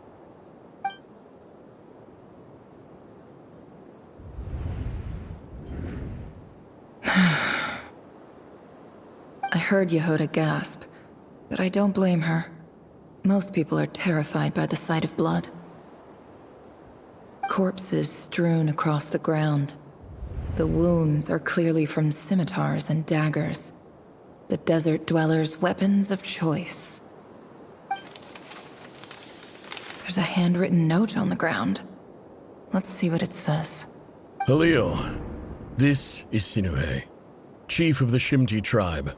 Surely you remember me. I was the one who helped you and your colleagues avoid the quicksand in the desert. This is my second time writing to you. I assume my last letter must have gotten lost in the mail, as I didn't receive a reply. I hope this one makes it to you safely. I'm writing to you because I need some help. That sandstorm the other day completely blocked up our well, forcing me to look for another water source in Iab and Unut territory. It was a matter of survival. Praise the gods. The well of the Iab tribe was intact. It was my last resort. I drew what water I could and left, but not without being spotted. I fear they will retaliate. You told me to write to you if I ever needed help. You said you'd be my ally in the Academia. I urgently need you to formally recognize my title of Special Ambassador and send some of your people to assist me for a few days. It's the only way I can convince them that this was the Academia's decision and prevent them from retaliating. This is an emergency. Please send help as soon as possible. Looks like this letter never got sent. The writer died a grisly death, and the letter was trampled into the ground. It's badly defaced. Some parts are barely legible. What a ridiculous lie the surviving Shimti tell.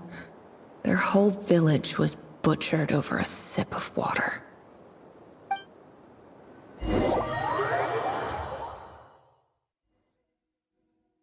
Ah, officer. Welcome. Welcome to our humble village. I thought you would at least have the courtesy to provide some respectable libations. This is the finest wine Aru village has to offer. I promise.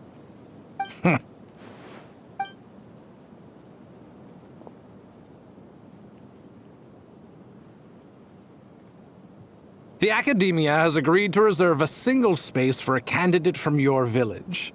But I remain skeptical of this entire endeavor.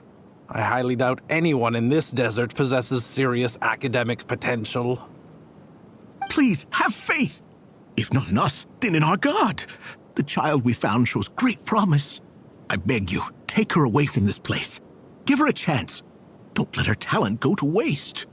Oh, this was during when the Dendro Archon was still sealed away in her chamber. I don't recognize her. New arrival? She showed up here a few days ago and we took her in. She's a really bright kid. Please help. I'm begging you. So, where are you from? Nowhere special. Just a sand dune. What about the rest of your family? How many of you are there? Just the one. It's only you? Correct. So, no brothers, no sisters, no mother or father? Any who have slept on a bed of sand, I call my brothers and my sisters. Apart from that, I have no family. All right. Get over here. Sign your name on the form.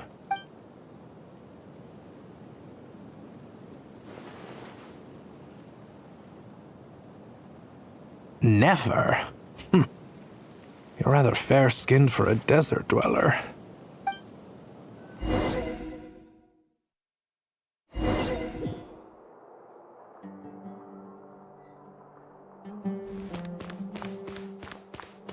I guess this is all her story quest.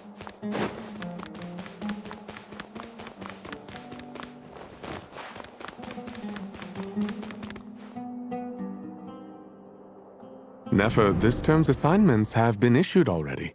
Please read through the materials thoroughly, conduct your own additional research, and then write an essay on the topic. Yes, Professor, I'm aware.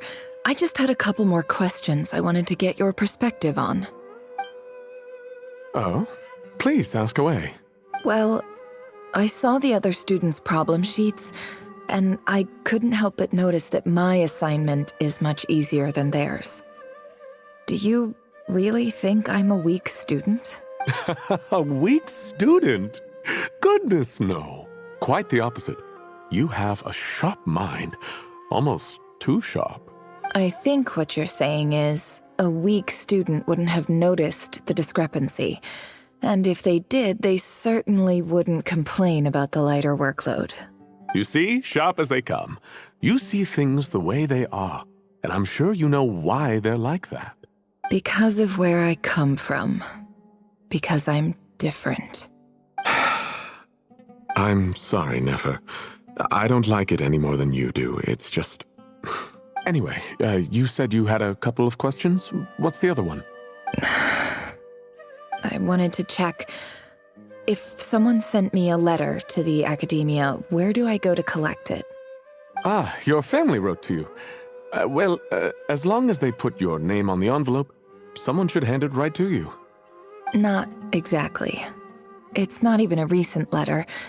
I was just curious where the mail would end up if no one collects it. The House of Dana, I expect. I know there's a box for unclaimed mail somewhere in there, probably sitting on a shelf. Whatever you're looking for, that'd be the place to start. Okay, got it. Thank you, Professor. Oh, don't mention it. Honestly, I feel like I failed you. I'm supposed to be your teacher, but I haven't taught you anything. Hey, don't say that. You're a great teacher, and you do your best for all your students. But the rules are the rules. You're not allowed to teach students like me. It's not just the academia either. The whole world bends over backwards for the successful and leaves the losers to suffer and die. Oh, my dear child. Don't tell me you've given up on life already. I haven't. I just think that if you want to make it in this world, you have to find a way to become successful.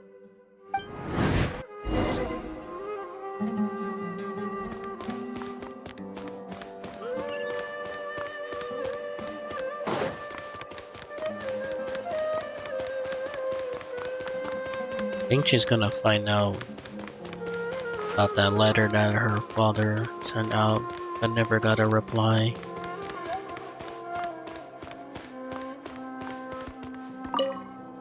This must be it. A big cardboard box full of unclaimed mail. And probably some letters that ended up here by mistake, too. Let's take a look.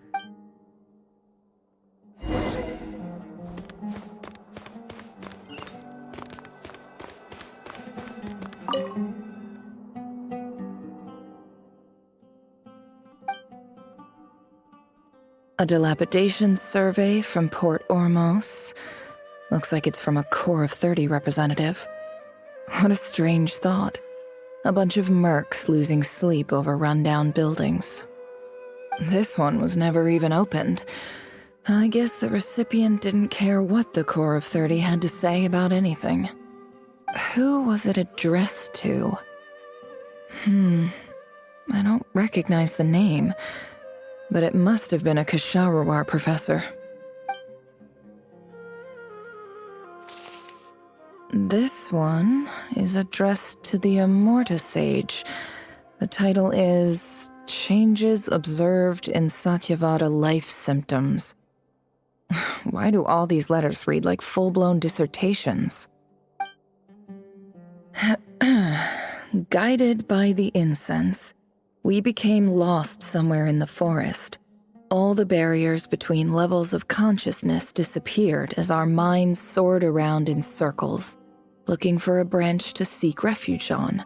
In clinical terms, these symptoms fit the description of incense poisoning. The Amorta Darshan strictly prohibits the use of hallucinogenic substances, but I believe there are still people getting away with it. For example, my neighbor who always breaks out into song and dance after using incense. This seems like something the academia would want to know about. Why wasn't it collected? Wait, what's this written on the back? It's so small. The note says, "The sender authored this letter while under the influence of mushrooms. I would send it back, but no return address was provided. Stamped by the Grand Conservator of the House of Dana."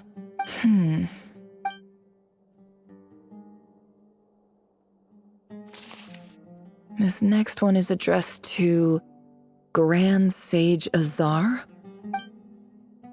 A few words of protest regarding recent changes in Sumeru's educational policy.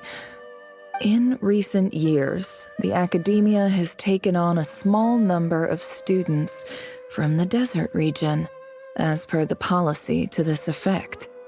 However, it appears to me that these students have not, in fact, been provided with educational opportunities that are, in any meaningful sense, equal to those enjoyed by their peers, as well as receiving dumbed-down assignments and perfunctory tutoring.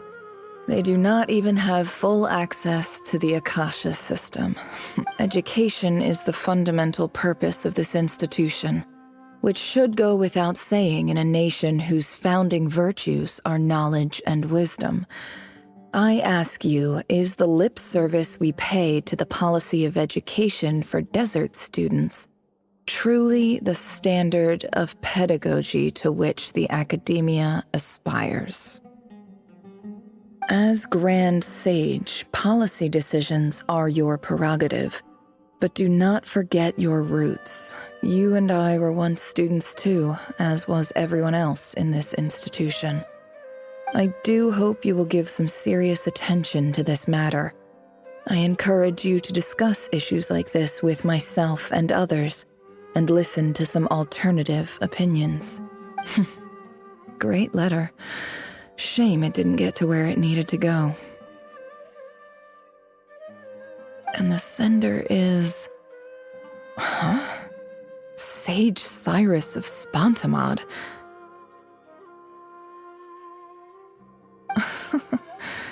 I didn't realize anyone else even knew how bad students like me have it in this place. So this is where letters from the Sage of Spontamod end up? Nice one, Grand Sage. Really enlightened leadership. Whatever. This isn't what I came here for. Moving on. I'm not exactly holding out hope that a letter sent from the desert would even make it here. But if it did, where else would it end up if not in this box? I can't believe how much discarded mail there is. Must have been years since someone last went through it all. And this is just one box. The whole House of Dana is boxes on shelves.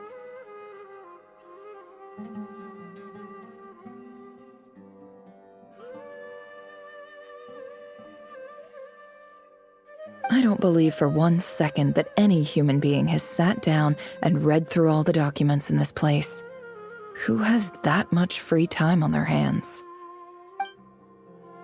And that's probably her father's letter. Wait, could this be it?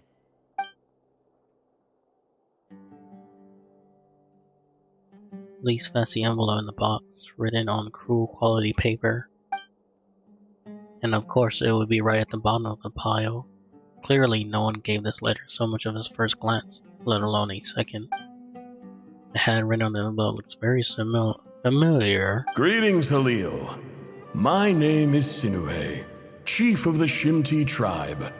I was the one who came to you in your... I don't know how well you remember it now, but I brought you to safety and gave you some water and other supplies. You seemed very pleased and told me your name. In my tribe, learning a person's true name is serious business, and I therefore see you all as friends.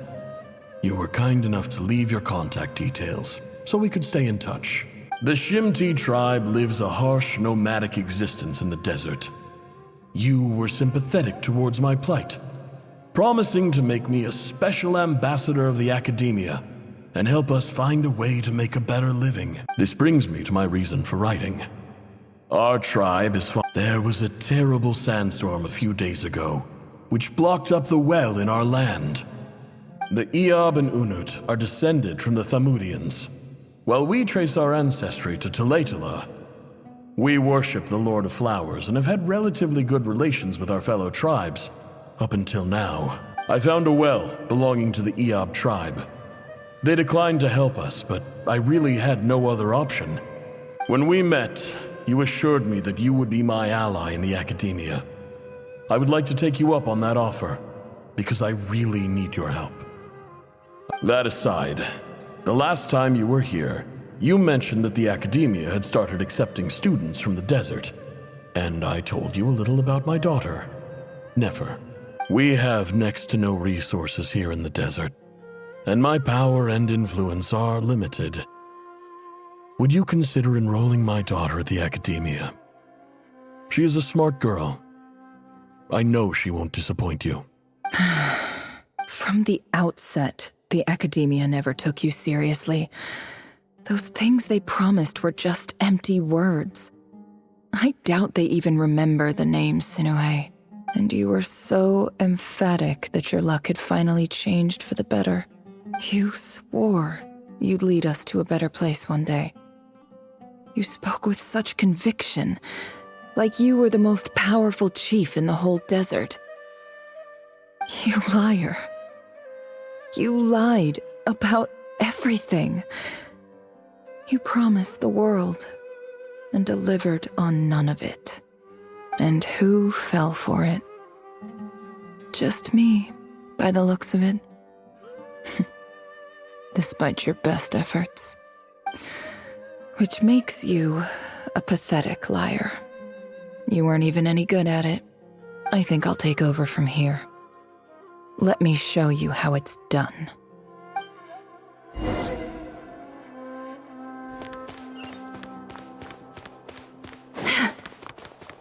So instead of being angry at her dad,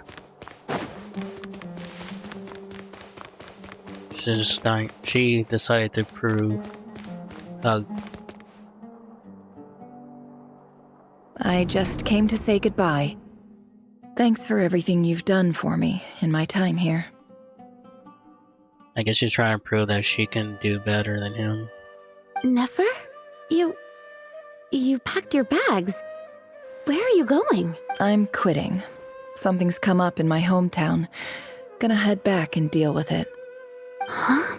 But this was a hard-won opportunity for you. You know that better than I do. It was. But it doesn't matter. I have more important things to deal with and they can't wait.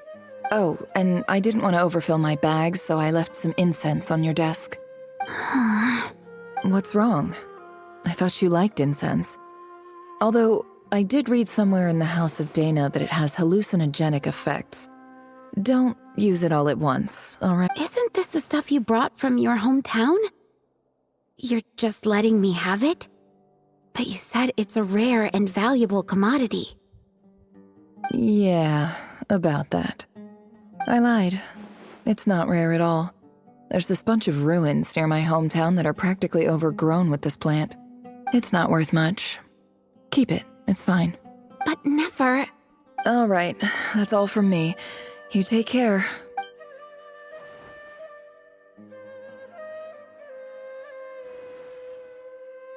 Don't forget me, okay? I mean, we're more than just classmates, right? We're friends. Yeah, I'll remember you. I lied again. That incense is worth a fortune, and it's a rare find even in those ruins. And as for remembering her, I have far too much to do when I get back. No time to reminisce. I'll be lucky if I even make it through this alive. But either way, I expect I'll forget you pretty quickly.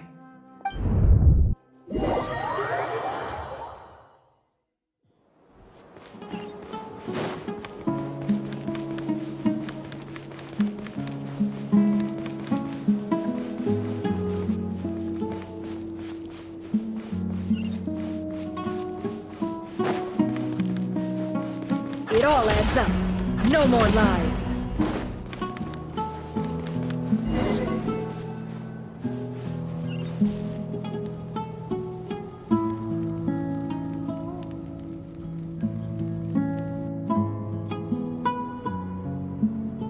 Oh, these are the people who killed her father.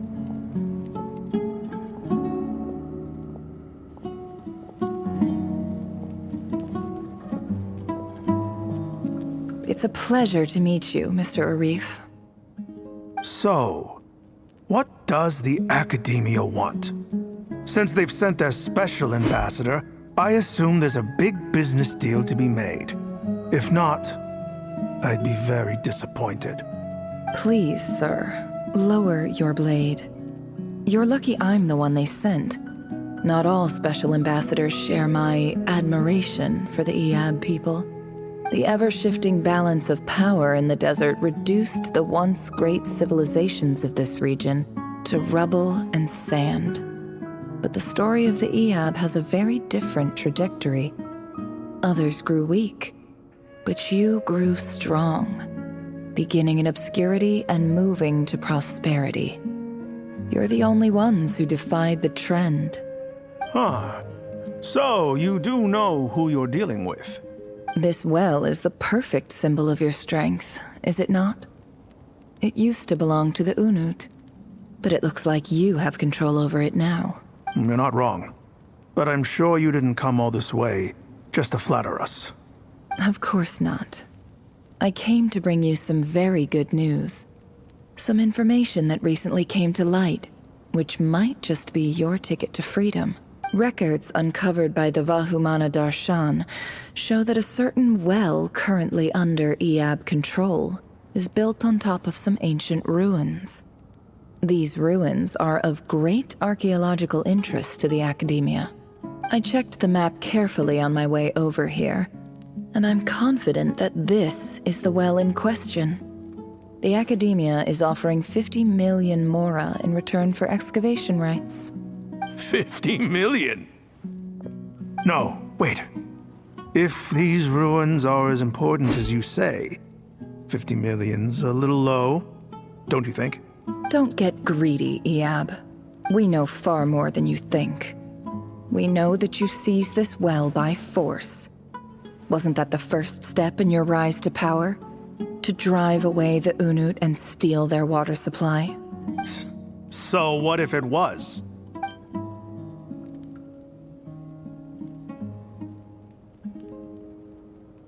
Don't worry. As unscrupulous as it was, it's something we're willing to overlook. The Academia is only interested in dealing with the de facto power holders in the region. I hope I am making myself clear. And I hope your words are the truth. If I find out the Academia is trying to play me, I'll hunt down every one of your people and make you watch as I cut their heads off one by one. I assure you, Chief, that would not be in your long-term interests. You don't want to make an enemy of the Academia. You see how I'm dressed, don't you? I appreciate that you've never been to the rainforest, but surely even you recognize an ambassador's attire when you see it. And what does a barbarian like you have to lose anyway? You really think the Sumeru Academia would bother to come all this way just to lie to you? We have more important things to worry about. All right, I take your point. The Academia is the highest authority in the land. I'm sure you're trustworthy people. In that case, we have a deal. We will sell you the excavation rights. I'd like to thank you, Ambassador. This is good news indeed. Excellent news. In fact, it calls for a celebration. Would you do us the honor of staying a while and enjoying some Eab hospitality? Gladly. I am partial to wine myself, and I trust you are as well. So let's indulge in a few drinks together, in celebration of this momentous occasion.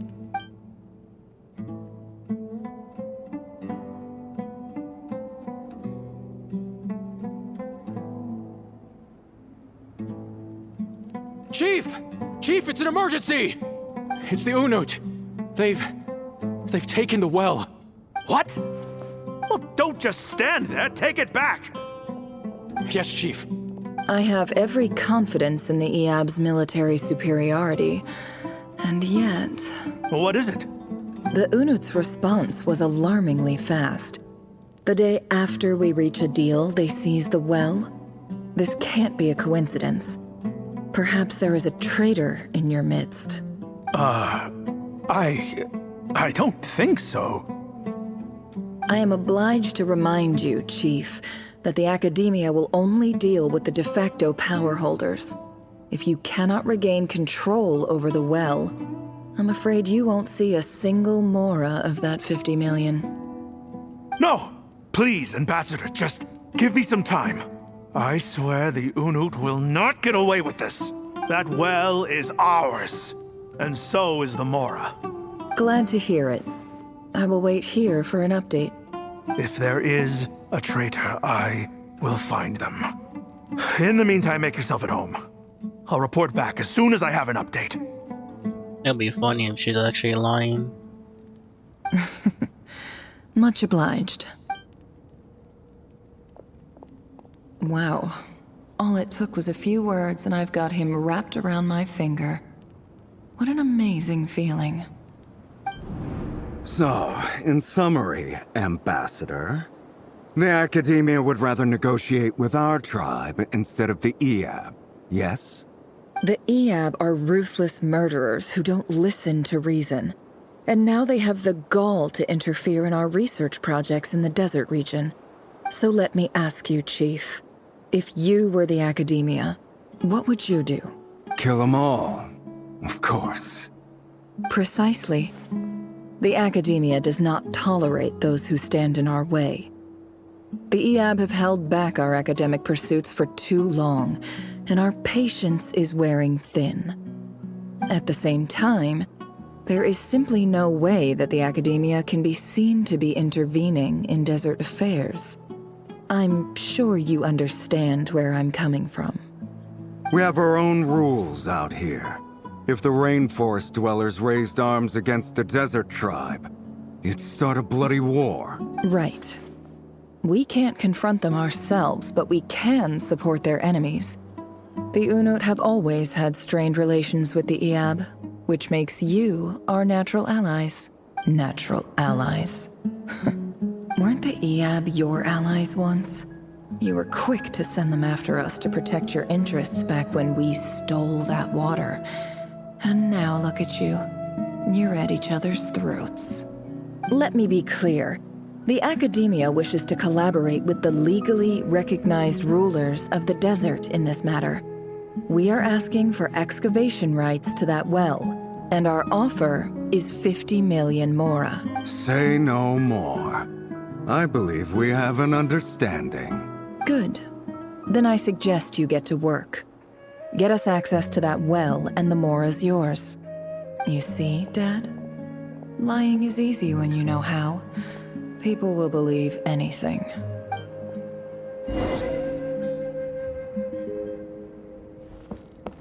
What a strange conviction she has. Wonder how all this will play out in the end.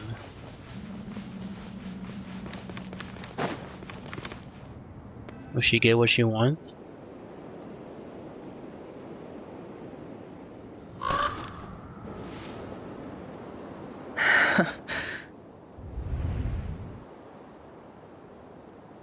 Just like that, they killed each other off.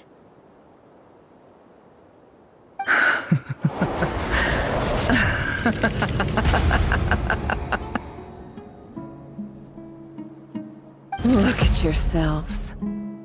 You may be vile, savage monsters, but your butchered bodies bleed like any others. You're no different.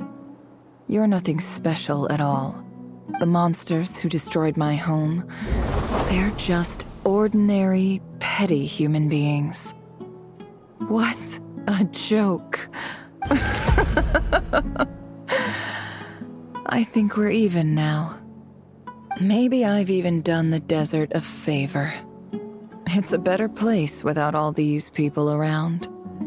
Oh, Sinuhe, my gullible fool of a father.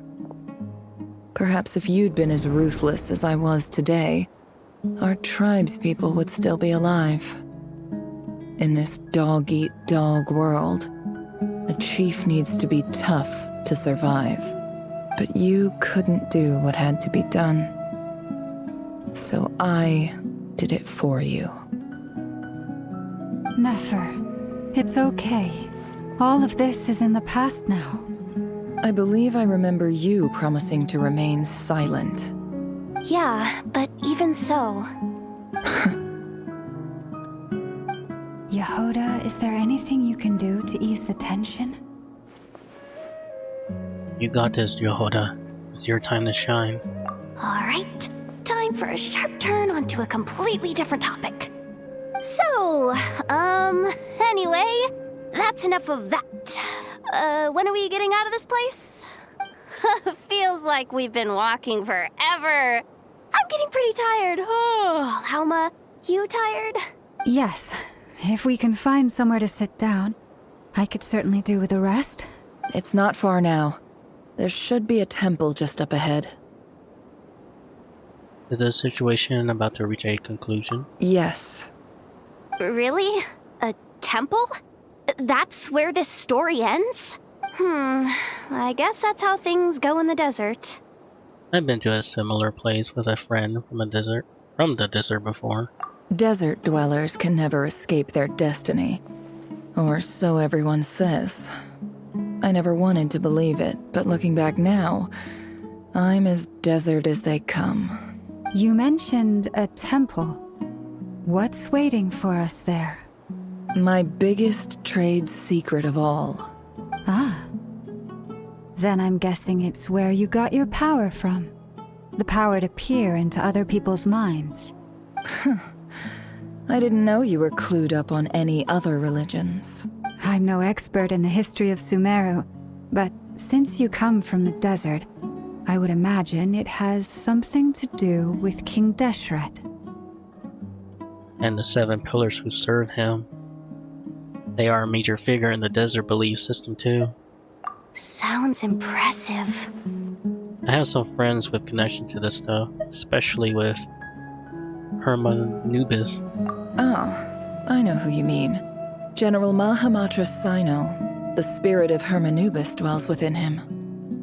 That's Boss Neff for ya. She knows everything. Sino's hardly a figure of obscurity, but I know about Sethos too. What about him? Is he a big deal or something? Well, he's not a small deal, let's put it that way. You sure know your stuff. Please, this is the bare-bone basics. Save the flattery. Thanks for your patience, everyone. I'm sure it's been a lot to take in. With any luck, that's our exit just up ahead.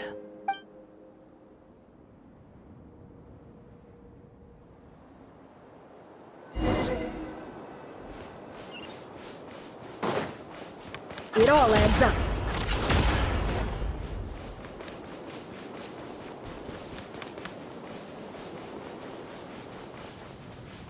Can't hide the truth.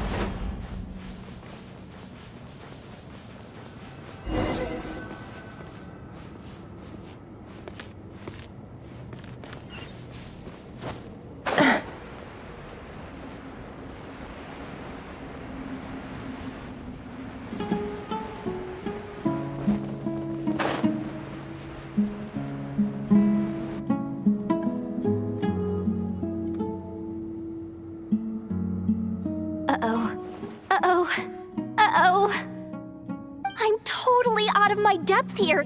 I don't have anything to add about any of this stuff. Like, look at that statue, for instance. I want to do the whole name-dropping, this girl knows her stuff thing too, but I've never seen anything like it before. A statue with the head of a bird. It looks like something about the King Deseret Mausoleum. That's Thoth, the Ibis King, one of the 7 pillars of King Deseret. The legends say that he, the Crocodile King, and the Goat King were the 3 retainers of King Deseret. Let's take a look.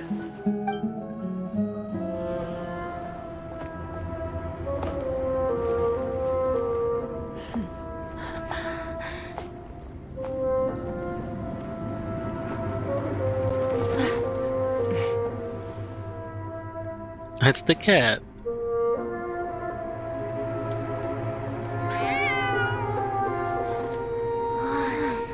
It's just Ashru. So, all is well?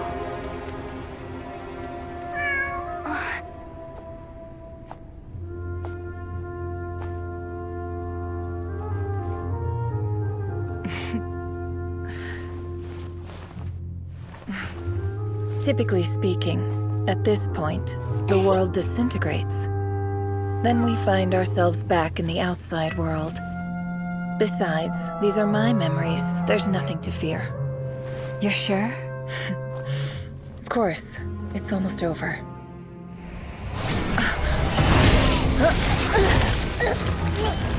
Holy cow.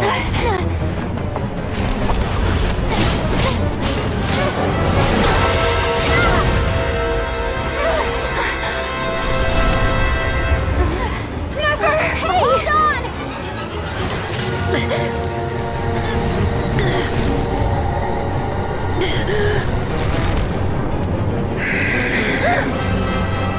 Knowing too much is always a death sentence. Speak for yourself.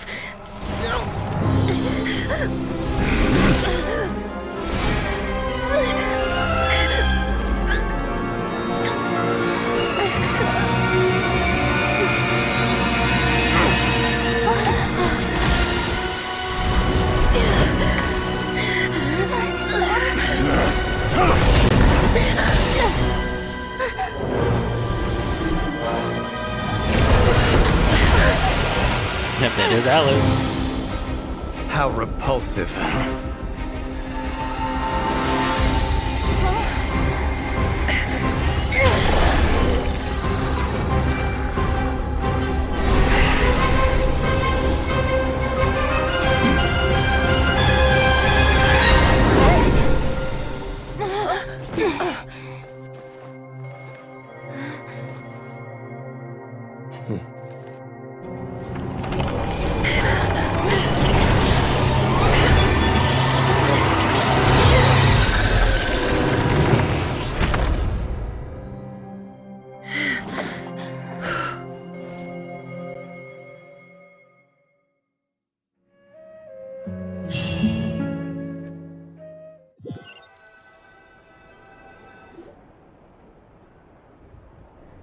Timed that pretty well, didn't I?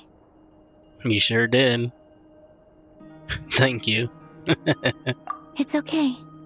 I'm just glad no one was hurt. Paimon noticed you doing something too, Dainsleif. Were you helping get them out? Of course. When I asked Nefer to conduct this investigation, I was not naive to the dangers involved. I had a duty to ensure your safety. good to know your sense of justice is still intact after all these years. I take that to mean that you saw the truth. That comes as a great relief. I certainly did. And thanks to your help, I also managed to trap Rerir inside the chess set. Whoa, really? How'd you manage that? That's pretty impressive. Well, to be honest, I sensed that something was wrong long before we made it to the temple. By using this fragment to probe into Rerir's past, well, the monster formerly known as Rerir, it seems I alerted him. I was tracking him, then he caught on and started tracking me too. Can't say I'm surprised. But how did he track you through your thoughts alone? That shouldn't be possible. Rerir was a secret agent who reported directly to the Vinster King. He is an expert at finding a trail and hunting down his pursuers. No wonder. He infiltrated the chess set, read my thoughts, and built a new virtual chess set inside of it. That's why we weren't able to leave at first. Speaking of your chess set, it's quite a remarkable item. Would I be right in thinking you have some connection to King Deshret? You overestimate me. I only have a connection with one of his underlings, the Ibis King. You all saw how this came to be. A long time ago, the Eab massacred my tribe, the Shimti, in our home village. A few years later, I enrolled in the academia, where some new information came to light.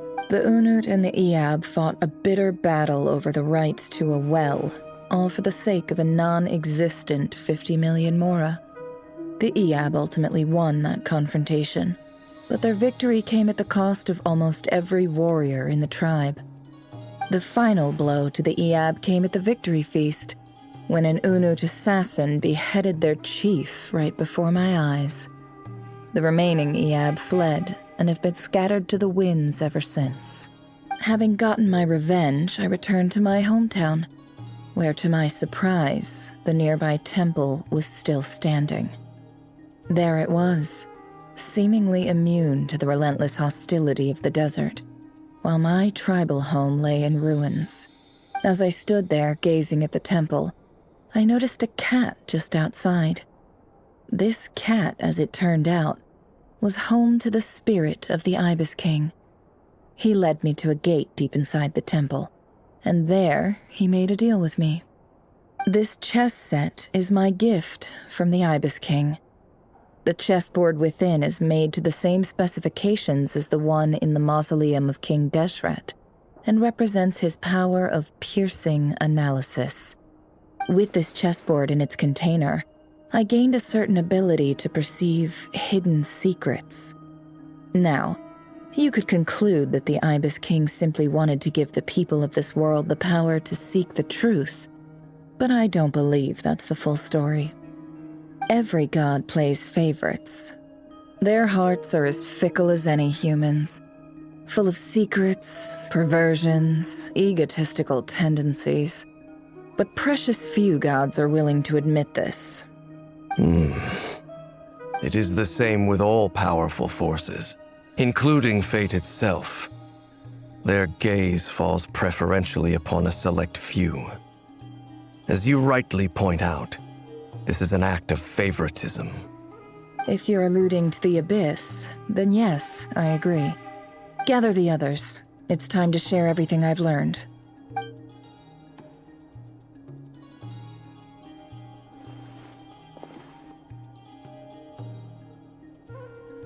Thank you all for being here.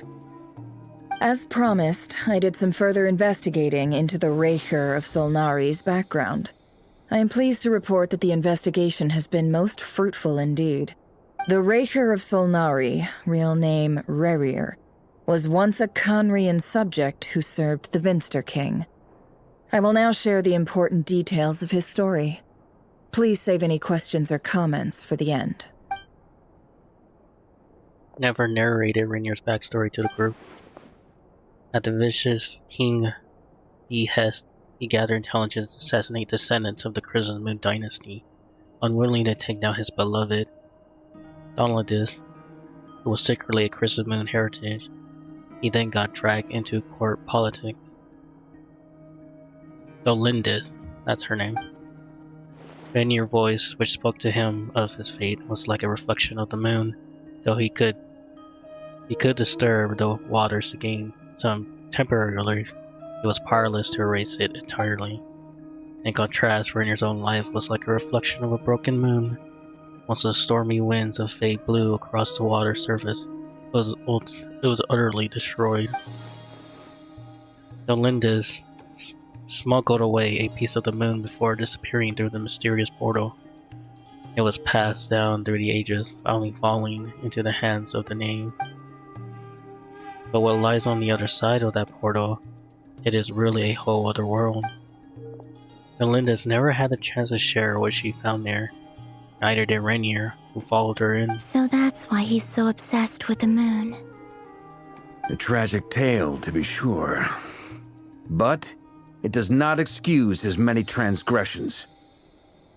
No matter how much Rerir suffered in the past, the fact remains that he is what we know today as the Wild Hunt, wreaking havoc upon innocent lives in Nodcry. He becomes more dangerous with each passing day. If left unchecked, it is simply a matter of time before all of Tevat suffers the consequences. This is a threat that the Knights of Favonius cannot ignore. A question for Miss Columbina. Forgive me if this is presumptuous, but have you ever seen the spatial gateway that appeared in Rerir's memory? Never. But I have heard stories of something called the Moon Gate, and this seems to fit the description. Miss Lama, any thoughts on this? In the lore of the Frost Moon Scions, the moon is believed to hold many secrets. Some sources speak of ancient knowledge, others of a gateway to the unknown. The term Moon Gate is one I have heard before, but as is the case with all of our legends, there are no records of any first-hand witnesses. We cannot know whether it truly exists. Then back to Miss Columbina. As a moon goddess yourself, do you have some idea of where the Moon Gate leads to? Not at this stage, sorry. I do hold the power of the Frost Moon, and my strength is recovering well.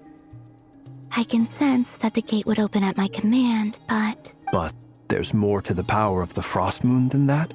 Yes. A moon goddess has the right to open the Moon Gate, since it is a path to the moon. But as Nefer mentioned, holding open a spatial gateway takes a huge amount of power. And right now, I need to conserve my energy to fight the Reihir of Solnari. I'm afraid this is one mystery we may have to leave unsolved for now. I agree. Better to save your strength. But if you'll humor me for a moment, I have a bold conjecture of my own regarding the world beyond the gateway. I highly suspect that neither Tholindis nor Rerir made it through unscathed. The evidence pointing to this is the fact that the Reihir of Solnari exists in the form of countless fragments.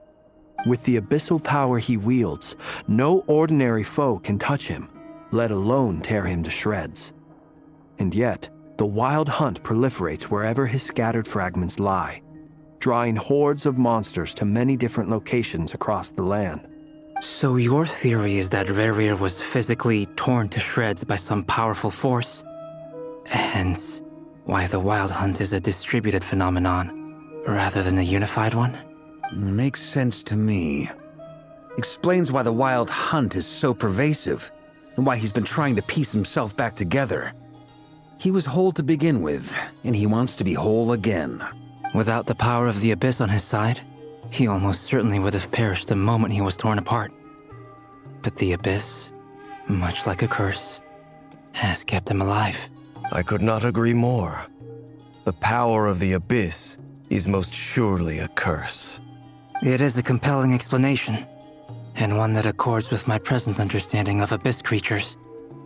Whether the life form in question is primitive or advanced, if a curse has extended its lifespan unnaturally, it will continue to survive in spite of everything.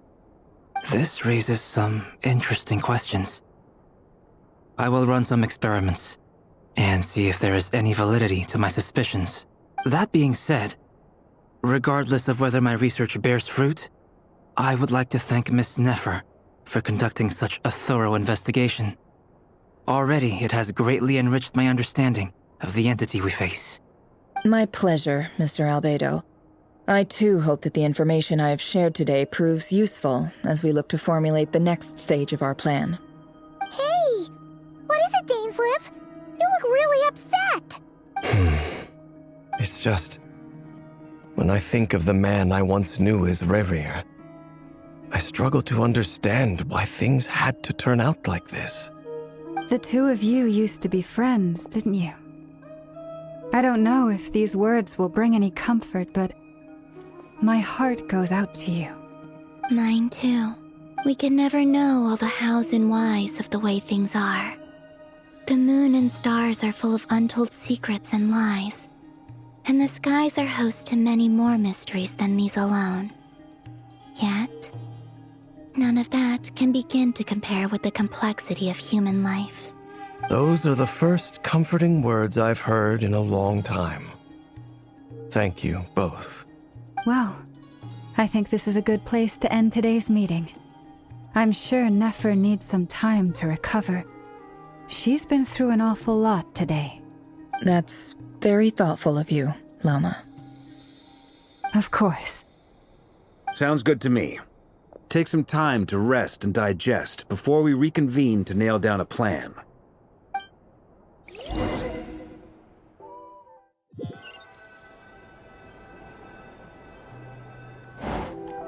Hey, is this a bad time? Hope I didn't kill the conversation.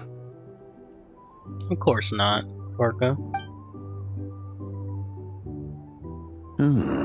Nice room. Oh, I'm not coming in, though. Why not? It's just a hotel room. If it's all the same, I'll just stay out here. I might not look the part, but I'm technically a knight. Barging into people's private quarters isn't the kind of thing we do. God, he's so cool.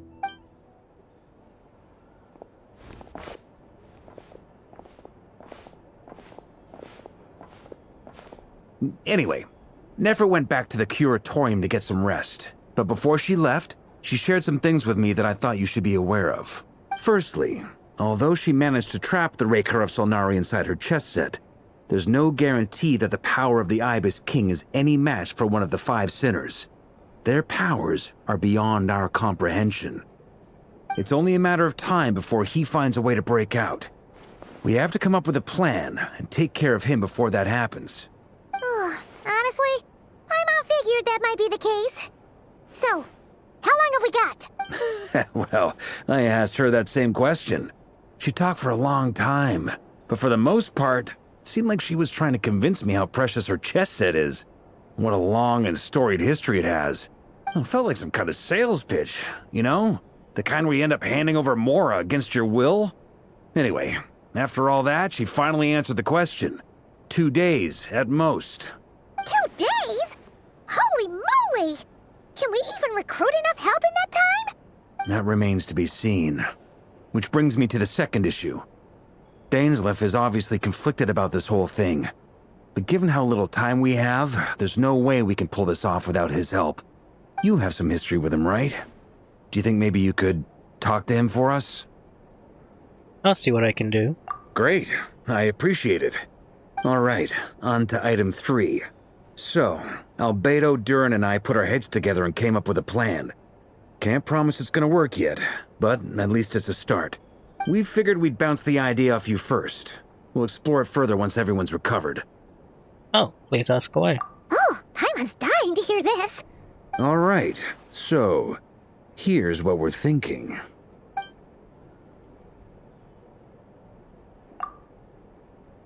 A shocking plan, but nothing can face the greatest traveler and trusty traveler guy in Tibet. Does it take you long to get behind it? We felt a little uneasy about roping you into this. I mean, firstly, you're not locals, and secondly, none of us are your boss. You're well within your rights to refuse if you so choose. Roping us in? Why would you even say that? We know the stakes here. It's all of us against the Reher of Solnari, or none of us stand a chance. I choose my words very intentionally, I'll have you know. I like to think there's an art to striking a down-to-earth tone even when the stakes are through the roof. Sir Varka, I have a few thoughts about this plan. I'm all ears. I think we can be more flexible with how the roles are allocated. In my view, the most sensible lineup would be like this.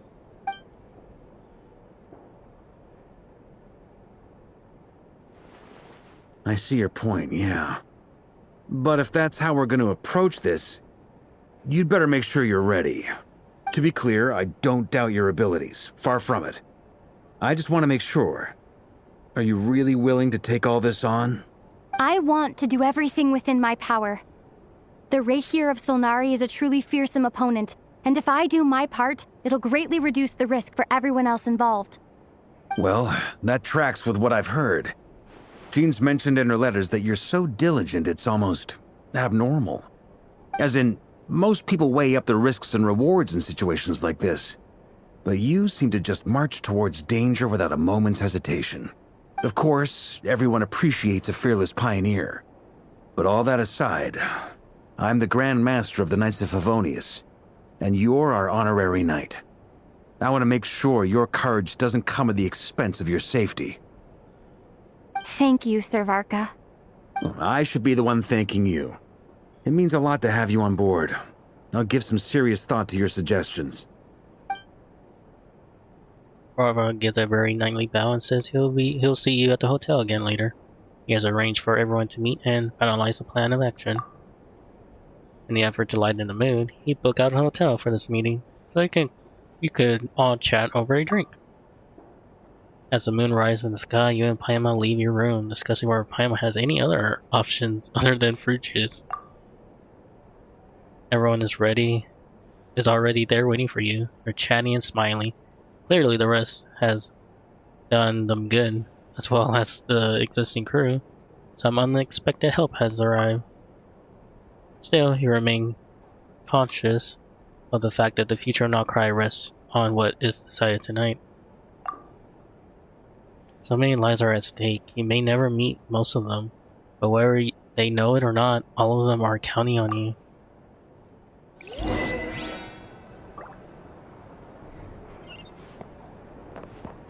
That's kind of suspicious.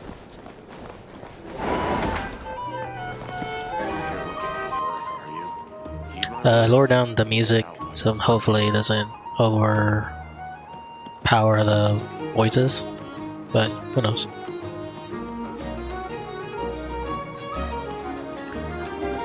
Hopefully this will be the last part, you know?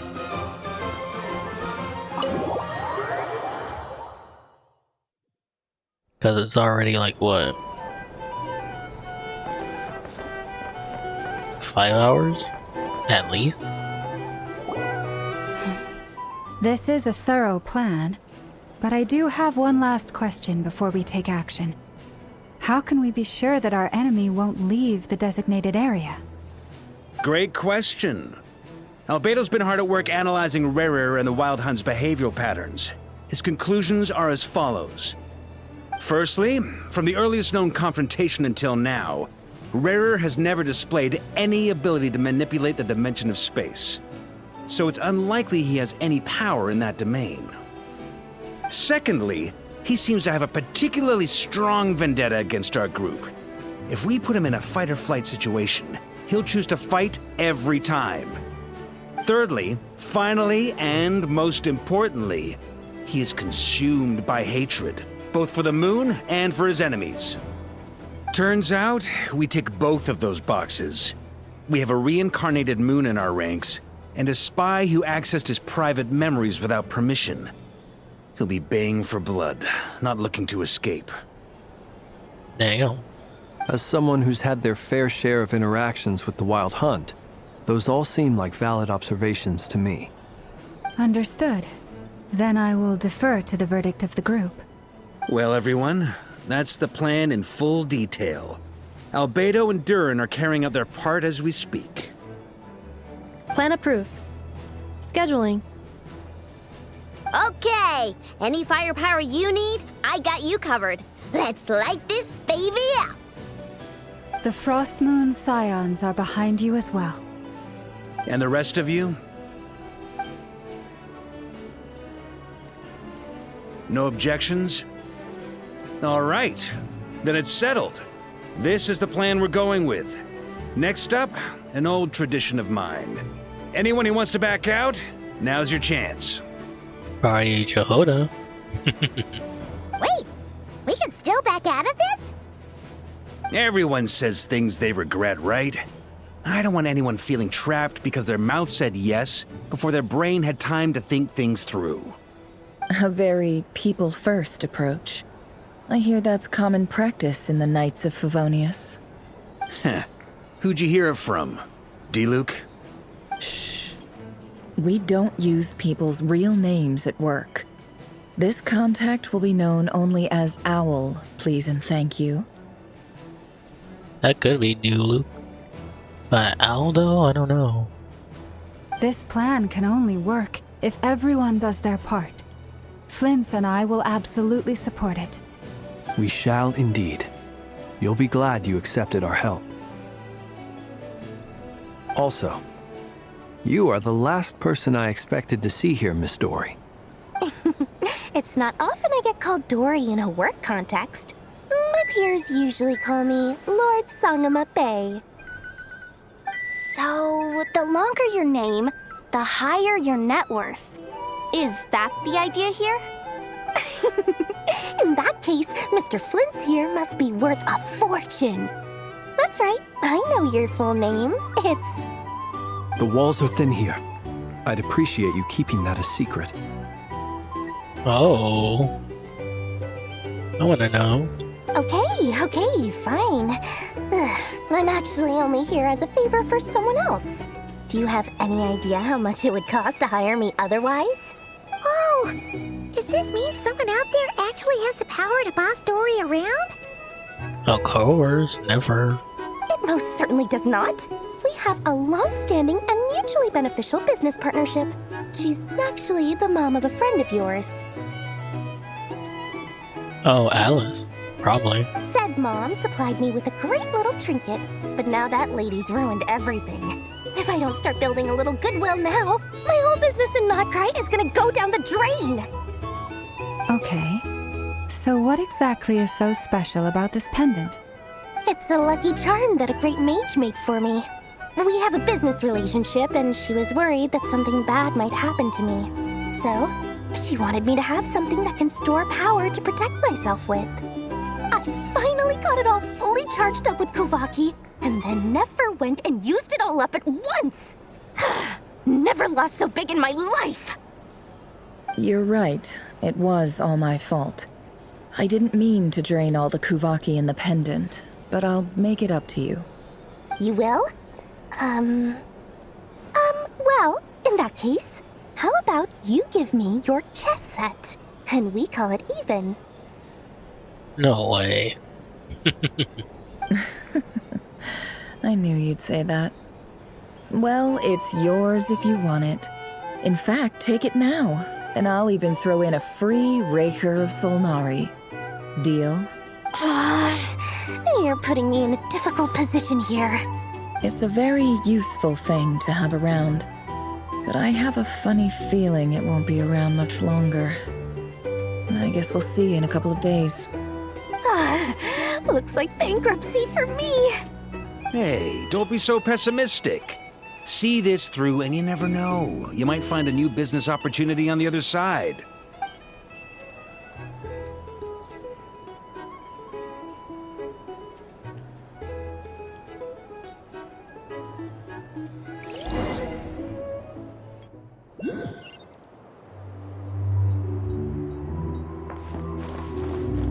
Look for Dory, huh? Okay.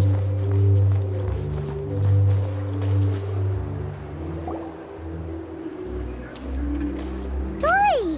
How are things going? Feeling ready? Oh, I was born ready. We only have 2 days. You think Lord Sangama Bay would let an opportunity like this slip by? Don't forget, when something's in high demand, the people with the goods on hand get to charge the highest price of all. Even higher than the sellers taking advance orders. Ta-da! See? It's right here! Whoa. Ah, it's so pretty. Did you make it? I have no idea you were so skilled with your hands. No, I have a supplier. We go way back, so he made me a very attractive offer. Aha! No wonder you were talking about Lucky Charms at the meeting. You've been getting Kave to make them for you. Oh. That's not the full story. It actually started a while back as a project between me and the Dendro Archon. Oh, Nahida. Hope she's doing well. Mage Alice once warned me that this world won't stay safe forever. There may come a day when everyone faces a great crisis. I passed this on to the Dendro Archon, and she secretly brought together a research team made up of Sumeru's top scholars to invent a technology that could keep people safe. I won't go into the details because it's all very complicated, but if you want to know more, you can ask the Dendro Archon about it sometime. Anyway, point being, it was the Dendro Archon who asked Kave to build this little contraption. As one of the top Kashara War talents, he was the obvious choice. I'm so excited they're introducing other Archons as well. Took him long enough. He stressed over it for ages. Must have gone through at least a dozen designs before producing a final product. But that's Kave for you. Marak delivered it to me a couple of days ago, along with a letter from Kave. Could I ask why I'm sending this technology to you? What's your proposed use case? Has it been approved by the relevant authorities? So nosy. My fault for sending him the research permit to begin with. Surely Nahida must have told him you were involved in this project. He was probably just nervous because you're always so secretive about your business. Could be. Anyway, I just replied, let's hope there never has to be a use case, because it would involve grave danger. Fair enough. But it sounds like he was just being cautious. He probably felt responsible as the one who made it. Or maybe he was asking as a favor for his housemate. He's done that before. Not sure why, though. His housemate doesn't seem to really care that much about this kind of stuff. Either way, all's well that ends well. I'm just glad to finally have my hands on the product.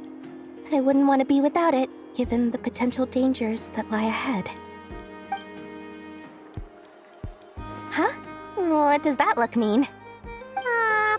Paimon's just super surprised. This must be the first time we've ever seen you actually get serious about something. This is not the Lord Samama Bay we were used to. Well, a long time ago, I made a promise to myself. I promised that I was gonna live every day of my life with a big beaming smile. Obviously, Mora plays a big part in that. But there are always gonna be times in life when you have to give something back. That could mean paying back a debt, returning a favor, or showing some kindness. Alice has been a huge help to me over the years. She was the first investor I ever had. And I want my investors to know that Lord Sangama Bay is the best in the business. And more than that, no one knows what the future will bring. Whatever happens, I want to make sure the Dendro Archon and all of Sumeru is prepared to face whatever comes.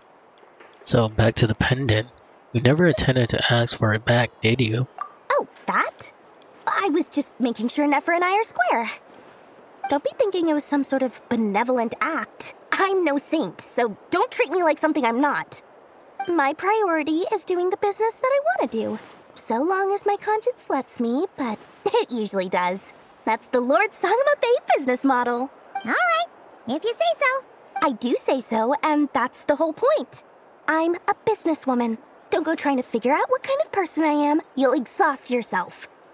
Much easier for everyone involved if you just take my word for it.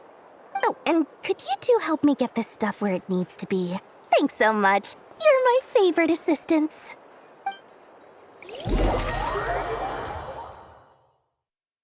Oh, Durin. Oh, that's a cool picture. I wish that was like a full screen artwork.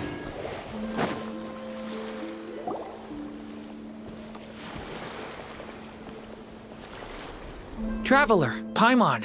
It's good to see you. Everything going smoothly over here? Sort of. As you're probably aware, Varka, Durin, and I captured some abyssal creatures from the Wild Hunt. Per the plan, we dissected and analyzed some samples of these creatures. The process went very smoothly. The findings, however, come with some troubling implications. What? You can actually dissect the Wild Hunt? That's so cool. That depends on your definition of Wild Hunt and dissection. Harmless, lifeless. These words are accurate descriptions. The Wild Hunt is an interesting phenomenon. In and of itself, it doesn't seem to possess anything akin to a human personality.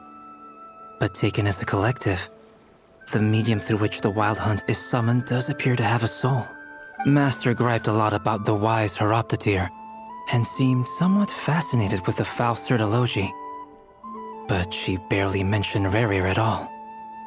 Oh, so cool. I don't think that was because of his lower social standing, though. Anyway, it's a pity. I should like to hear her thoughts on the nature of the life form he has become today. It's a strange mix. The furious energy of an abyssal being channeled through a fractured physical existence. A consequence of being torn apart by an unknown power. Perhaps the only explanation for his survival in this state is that he sacrificed a degree of individuality in exchange for a continued existence. Oh, sorry. Once I get talking about interesting research, I have a tendency to go on indefinitely. Back to our research findings. Essentially, they confirm my hypothesis. Rerir's corpse is completely contaminated by the Abyss, and the effects are irreversible. You could think of this as Rerir in mutated form. But in my view, even that would be inaccurate. In reality, his whole being has been consumed by the Abyss. In other words, he is now nothing more than a manifestation of abyssal power. Unfortunately, at present, we have no means of completely eradicating abyssal power. Hence, we cannot fundamentally destroy the Reir of Solnari either. Oh, that's terrible news! So, that's it? We can't defeat him? Not even if we get the power of the Three Moons? Miss Columbina's situation is a difficult one. She can never achieve wholeness when the world does not accept her presence. It's as if her creator banished her to a place she can never be accepted. It means she spends most of her energy just on her own survival. Given the circumstances, it's only natural to despair. But we must see this plan through to the end. Time to kick off the backup plan. Oh, Paimon almost forgot! This is for you. Durin asked us to bring it. Ah, how wonderful. Well, thank you for making the trip. Durin and I will be heading off shortly.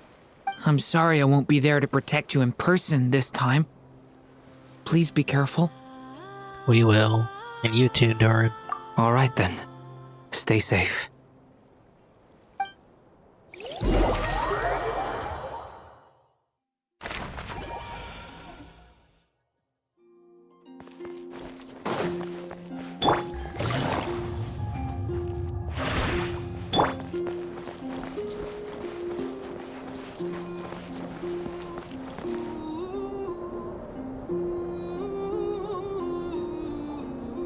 Miss Lauma, is everyone here? Yes. The fate of my flock is in your hands, Grandmaster Varka. Please keep them safe. My lady, what are you saying? Within the next 24 hours, we will face the biggest crisis the world has ever seen. This is not a burden that we deserve to bear, but I believe that we reap what we sow in this life. So I intend to act. I must do what I think is right. For me, that means fighting for the future of Nodcry. This gentleman is the Grand Master of the Knights of Favonius, Varka, Knight of Boreas. In my absence, please follow his lead. Hey, everyone. Guess I should introduce myself. Well, to start with, I know my way around a battlefield. Biggest strengths are honesty and hard-workingness.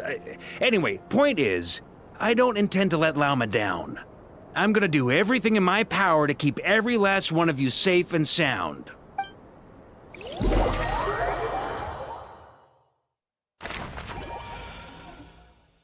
Aww. We should get to see those full, like a full picture of those sketches. If you know what I'm talking about, they're at the bottom right of the screen. Something on your mind? Miss Columbina, was it? I believe that's how the others addressed you. That's right. Names are funny things. Have you always been called Dainsleif? Yes. I take it your own name has a more complicated history. I have a different relationship with names than other people. To be honest, I'm not even sure that Columbina is my name. At least, not in the same way that Dainsleif is yours. But it's what everyone calls me, and I go along with it. A lot of my life has been that way. I get so used to things that I forget to question why they are so. I never used to think much about where names come from, or what they mean to people. Maybe something's wrong with me. You're different from other people. I sensed it the first time we met. You're more perceptive than most. I'm sure your long life and rich range of experience explains that. Do you ever find yourself missing Conria, Mr. Dainsleif? Difficult to answer. I have dreamed of the past many, many times. Sometimes I'm fighting tooth and nail. Other times I'm lying on the ground, defeated. I don't recall any happy moments from that time. It has been too long. Is that because hatred survives longer than love and affection? That would not be for me to say. I make no excuses for the grudges I bear. But whatever the reason, I remember little that was beautiful or sentimental. Thank you for your help with the Rerir situation. Without your efforts, I never could have learned the hidden truth of his story. You're welcome. I know he's your friend. Friend? He betrayed me. And I never really understood what he was going through in life. Some friendship, that is. Okay. So, do you plan to fight him with us? You see, you're torn. Now you know what really happened. You see the things he's done in a new light. I need some time. Of course. I completely understand. Anyone else in your position would feel conflicted too. Actually, I went through something similar myself recently. Something happened that changed my perspective on a situation. A situation I took for granted at the time, but now I feel very grateful for it. You mean the Harbingers who still support you, even though you've left the Fatui? Yes. I always thought they were only helping me because Harbingers are forced to work together. But then I abandoned them. A warrant was even put out for my arrest. And even now, they still support me. Which means I was wrong about them all along. Clearly, they view you as a friend. I feel a little guilty now. I regret not seeing her help for what it was, and not treasuring it. I see the guilt that you're feeling now, because I feel it too. Hopefully, talking about it will do us both some good. Have you noticed that the Traveler and Paimon are over there? I think they've been listening. Huh. Shall we say hello? Sure. Hello. Ah! They caught us! Of course they did. Sorry, we were just concerned about you. I apologize for making you worry. No doubt you wish to know where I stand on the plan to take down the Recher of Solnari. I'm afraid I need a little time, but I will seriously consider joining you. You will? Oh, thank you so much! Everyone will be so grateful to hear that! They needn't be. This was something that I was going to have to face up to eventually. That doesn't matter to them. They're grateful to you regardless. You can't control their gratitude, so just accept it. And then, have a think about whether you're willing to join us.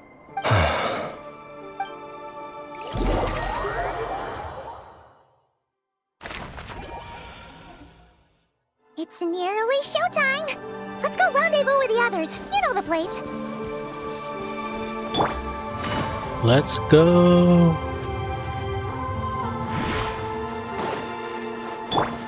Hope everything goes well.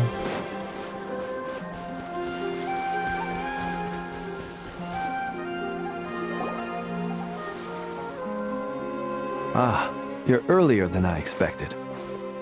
Hey, Flint's! Been waiting here long? Not too long.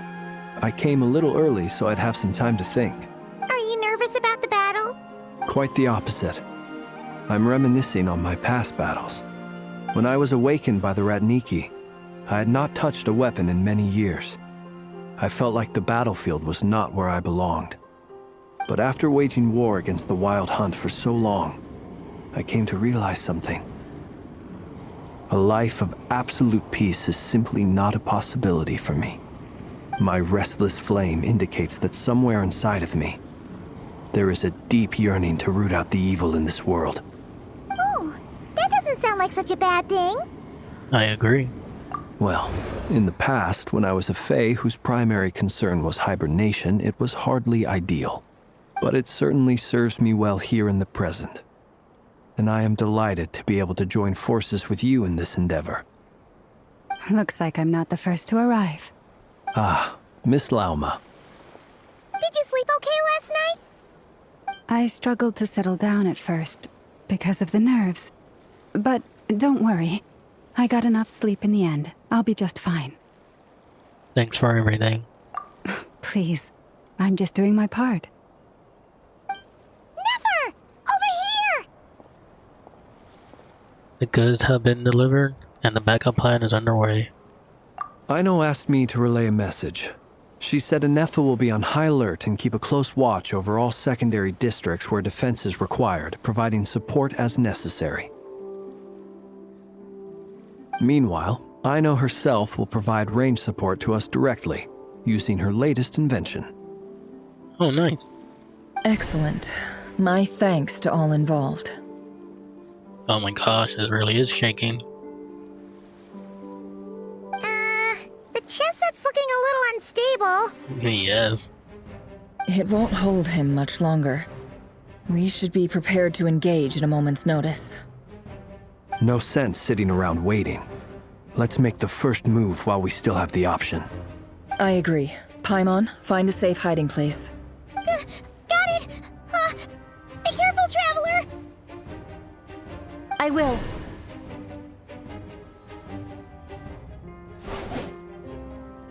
Let's bring it. Everyone, take your positions as soon as the battle starts. Every ounce of strength we have in our bones, let us bring to this fight. Ready? Let's go. I've seen all your futile ploys before. You have become the authors of your own demise. I wouldn't be so sure about that. You are merely a moment of sport before I tear down the moon.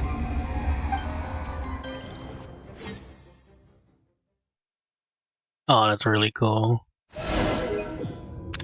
No. Stay on your toes.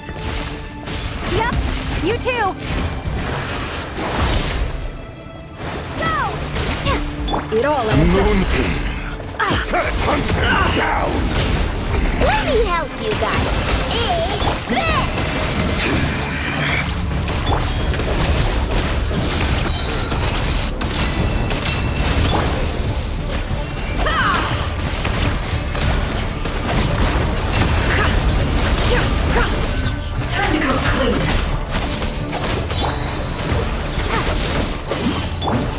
within. For the everlasting peace. The moonlight is all futile. Steady now. Pathetic hunt him It all adds up. Move! Futile! Can't hide the truth. Hunt him down! The moonlight. Pathetic!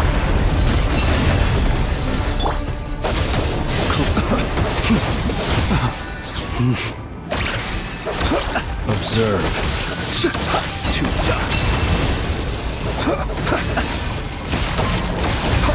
That's just the moon.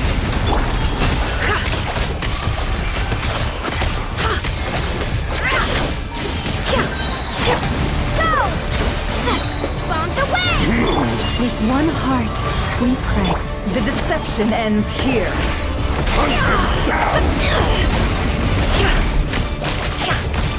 Be silent. The long sleep beckons. Moonlight betrays you. Observe. It all adds up. It began with the moon, and so shall it end. The moon will protect you.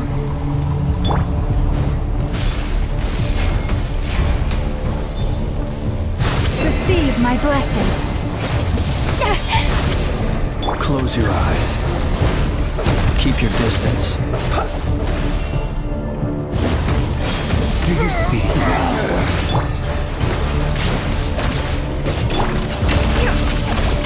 Vedafonir, when will it be as you foretold?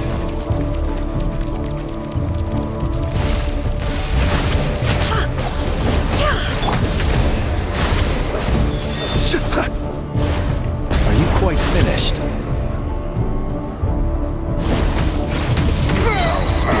Welcome here.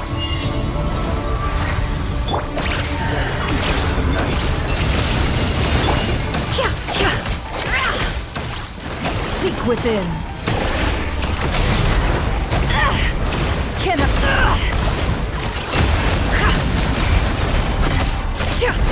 It's all futile.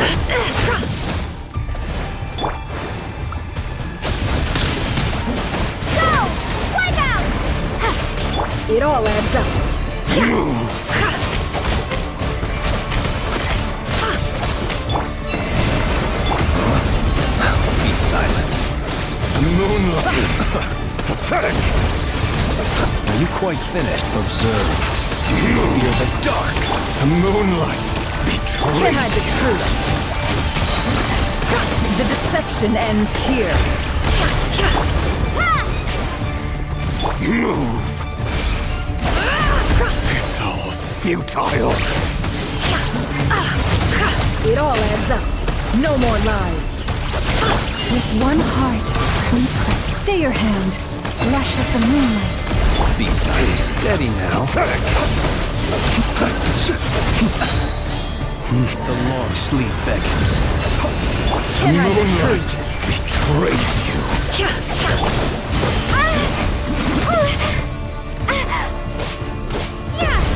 You poor lost lamb. Futile. Seek within. Move! The moonlight Observe. betrays you. Be silent. Night falls. Move! It all adds up.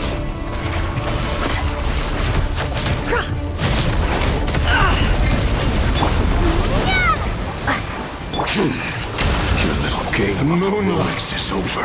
Great. Who wants to go first? No.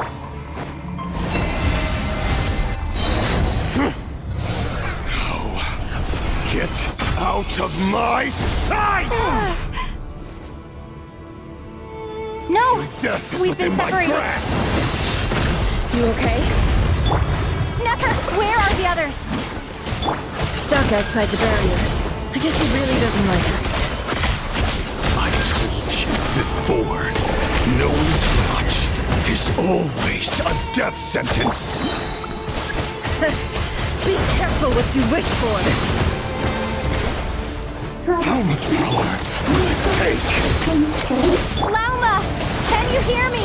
Hold on, silence. But at least I know they're still there. I need to focus. Stick to the plan. Remember my most important task. Just keep stalling him. If I can stall him for long enough, the moment will come.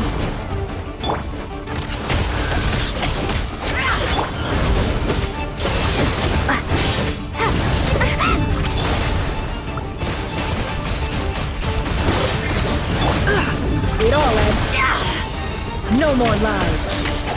Seek within. Bombs away! Go! It all adds up.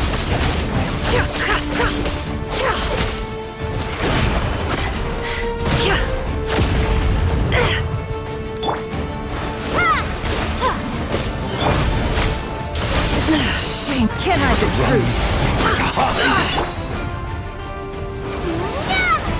No more lies.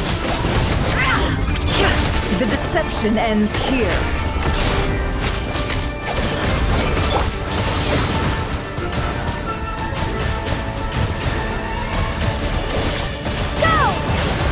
Can't hide the truth.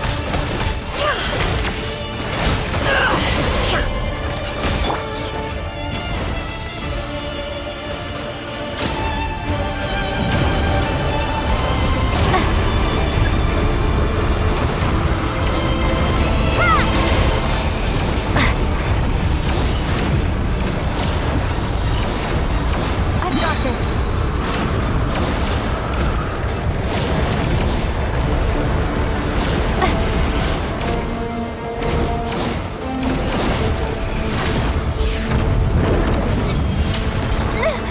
The shield's Death broken. is within my grasp.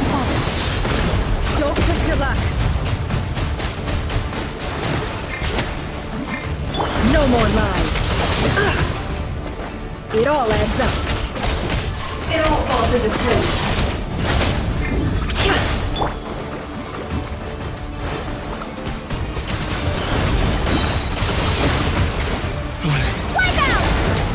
No more lies. Can't hide the truth. Seek within.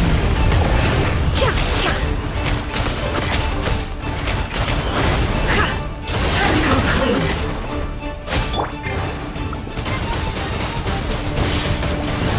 Water jet! No more lies.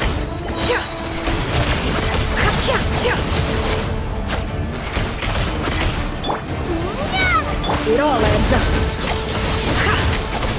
Can't hide the truth. The deception ends here.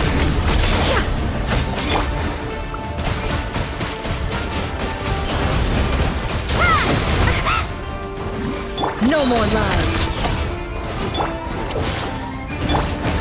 Can't hide the truth. The mystery unravels. It all adds up.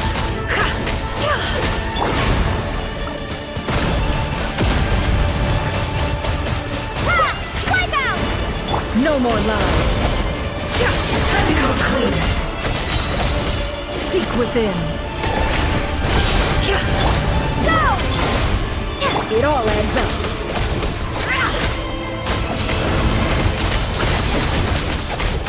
Let's see what you're made of. Bombs away!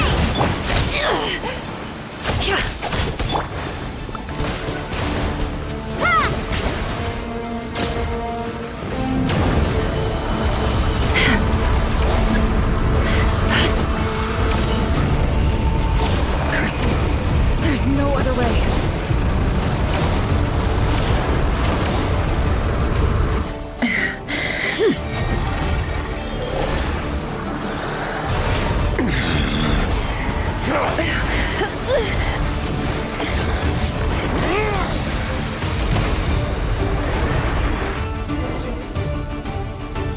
The only way to defeat Rarer is to borrow his own power. I don't know why they gave Letta's forces to use the Traveler's stupid hydro elemental power. Whatever. That means Columbina will have to disappear while you two bear the brunt of his attacks. You have to hold on.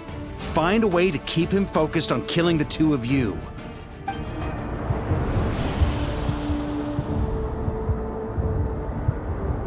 Nefer! Your Oh, eyes are damn. bleeding.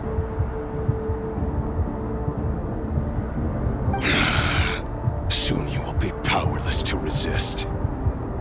And then, I will reduce you to dust. But that dust will plague your memories. Come on. Keep holding on. Any other tricks up your sleeve? Let's see them. As entertaining as they are, you've backed yourself into a corner. You don't fool me. I see your fear clear as day. I have to stoke his rage. Make him unleash everything. You fear what you could never defeat. You fear the thought of never being able to save your beloved. You cannot win the fight against fate, Rerir. Is that what you think? Well, now it's your turn to feel afraid!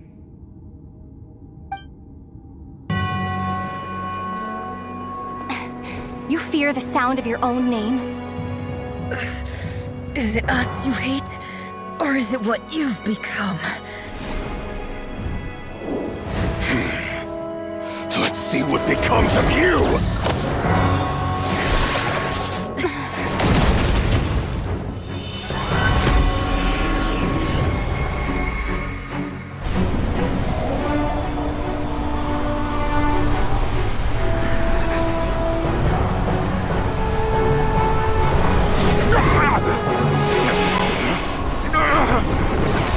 What's happening?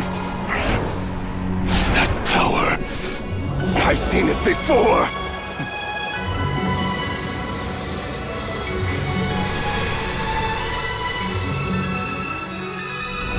His power is on another level. We'll need to use an alchemical array to convert his power into a usable form. Then quickly channel it into Columbina, rendering her powerful enough to compete with him. I'll join you. I can help. If I release enough abyssal energy into a confined space, it'll create a potential difference, allowing us to extract a huge amount of elemental energy. Next, I'll synchronize with everyone's minds using Pyro, then give you temporary access to their abilities and fields of view. But it won't last long. Can you see? Well enough.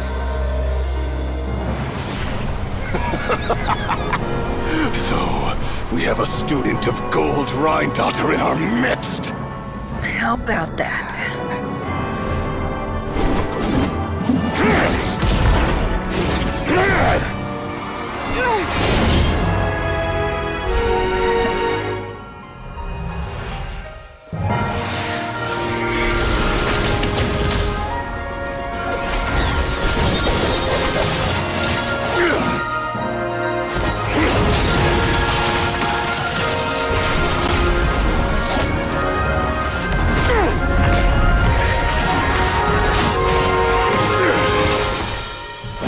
You use my own power against me?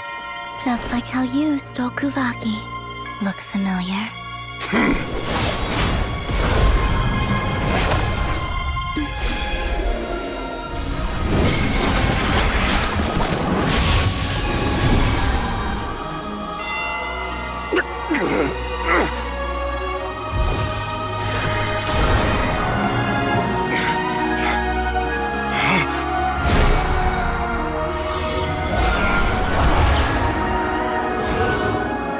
Don't you realize?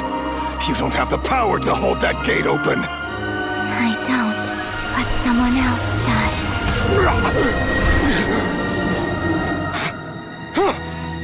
Goodbye, Rerir.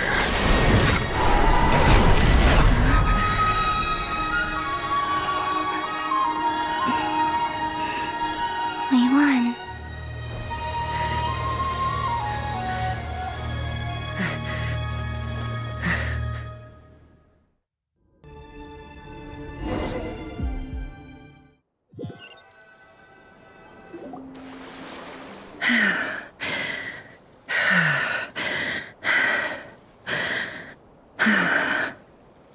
Yeah, I feel bad for Nefer. Nefer, how are your eyes? They're fine.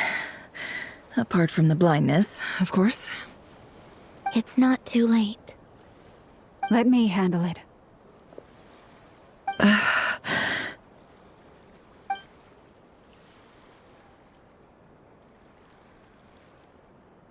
That's right, her blood.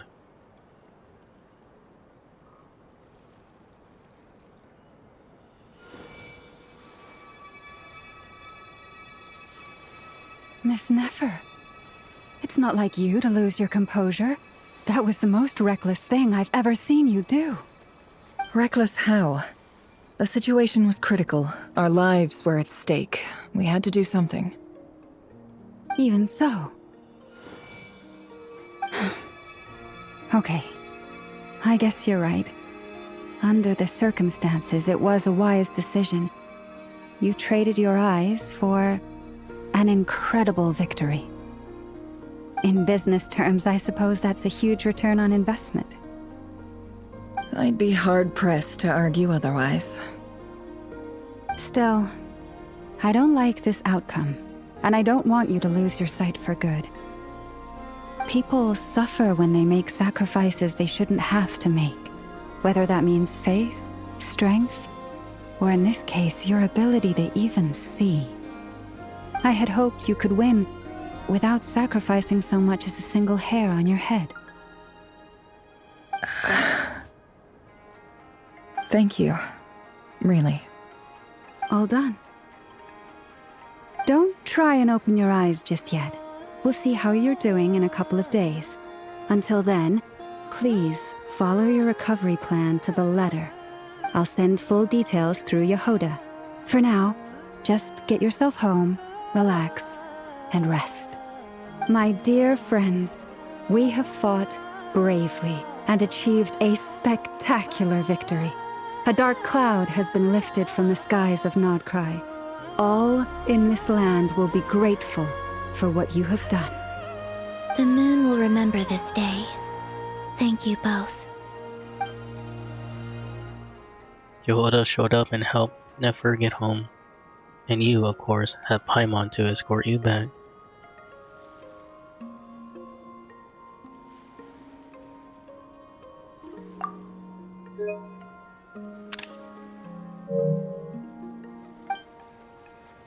Sight of Nefer navigating the road with her eyes closed is a new one for you. She proceeds cautiously as her silhouette disappears into the distance. You notice she seems almost smug.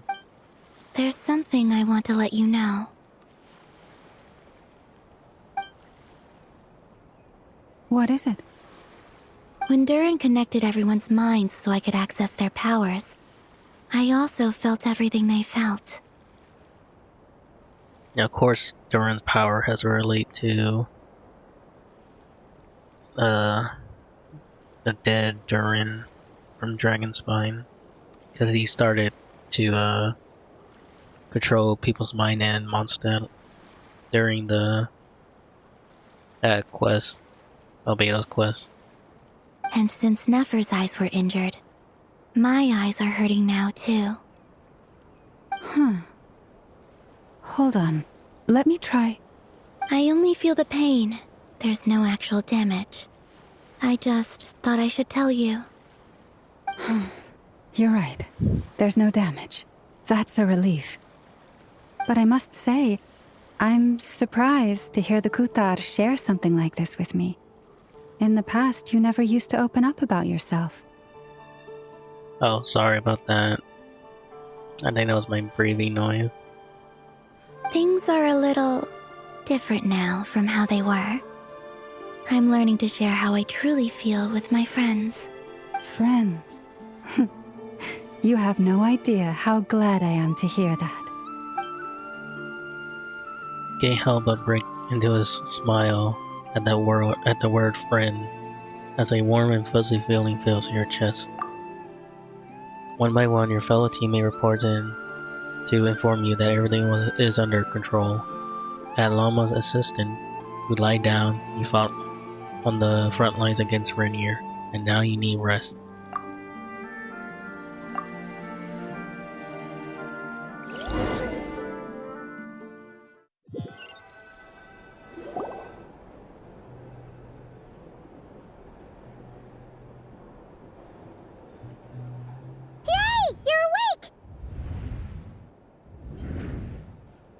How are you feeling? Any aches and pains? Did you sleep well? I'm doing all right, Paimon. No need to worry about me. Phew! Well, that's good. Paimon's been sitting on the edge of the bed worrying about you for ages. You slept a whole day and night. Poor Paimon had to eat all by her lonesome. Glad to hear you didn't starve. How was the food? Well, it wasn't the same without you there to share it. Honestly, Paimon just can't relax when you're not your usual self. She couldn't enjoy the food and settle down to sleep. Well, I'm back to normal now. Oh yeah, and Albedo swung by earlier. He said to tell you to head to the tavern when you woke up. Varker and the others are organizing a victory feast and they want to celebrate with you. He also dropped off some medical supplies, but you seem fit as a fiddle, so guess you won't be needing those. If you're feeling up to it, let's head over now. Wouldn't want to keep them waiting.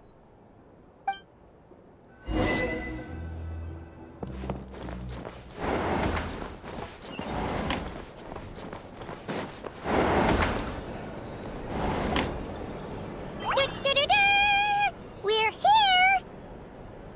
Traveler and Paimon! Perfect timing! We were literally just saying how there's no way we're holding this victory feast without you any longer, and we would have postponed it till tomorrow. How are you feeling today? Much better, thanks. Don't worry about me. Relieved to hear it. If that changes, just let me know. Happy to check you over at any time. Yep, we're here for you. Anything you need, just let us know. Oh wait, where's Nefer? How are her eyes doing? Nefer's right over there.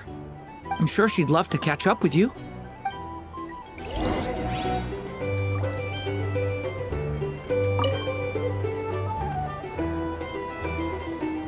Oh no.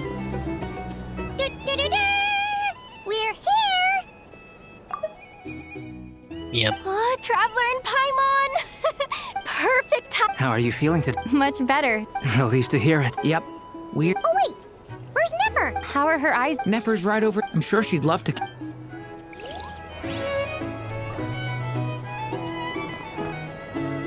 Oh yeah, there she is.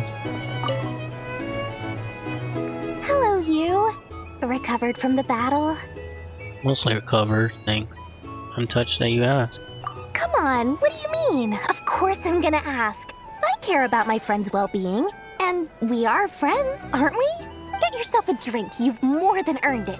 In fact, today, your drinks are on me. Lord Sangamabe's got you covered. Wow, really? What about Paimon? Has she earned it too? Has she? Please? Well, you haven't been through quite as much as the Traveler, but... what the heck, sure. Yay! Wow! Drinks on Dory! What a historic day. Hey, keep your voice down, or everyone else is gonna want in too. You... Have you heard anything I've been saying recently? Doing business in Nodcry has been an absolute nightmare. If I'm buying for everyone, oh... Okay. Paimon will speak more quietly. Jeez. That's more like it. Don't you forget. Lord Sangamabe doesn't just go around buying drinks for anyone and everyone. No, I wish you should.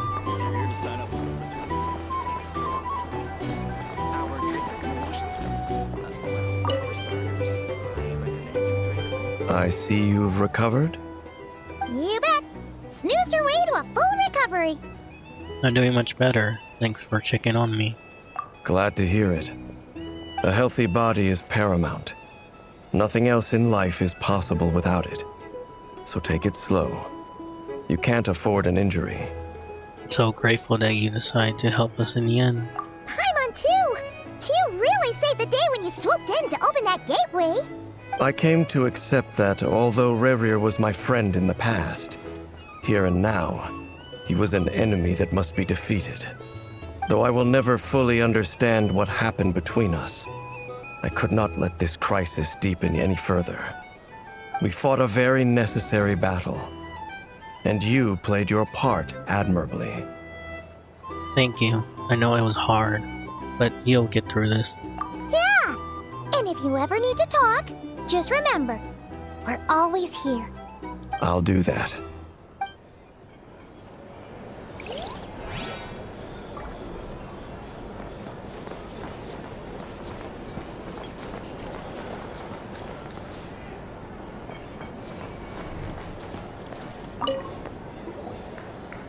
I thought of 1,000 ways to congratulate you, but now you're here, words are failing me.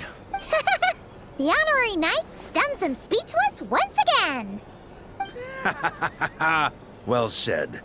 The honorary knight showed us all how it's done. The other knights tell me that Mondstadt was the first stop on your journey. All of us are truly delighted to count you as our friend. I'd like to thank you for supporting the Knights of Favonius, and also for helping us save Nodcry. Don't mention it, Grandmaster. Nonsense! Of course I'm gonna mention it. This is more than just business. It's a relationship. And there can be no relationship without showing gratitude where it's due.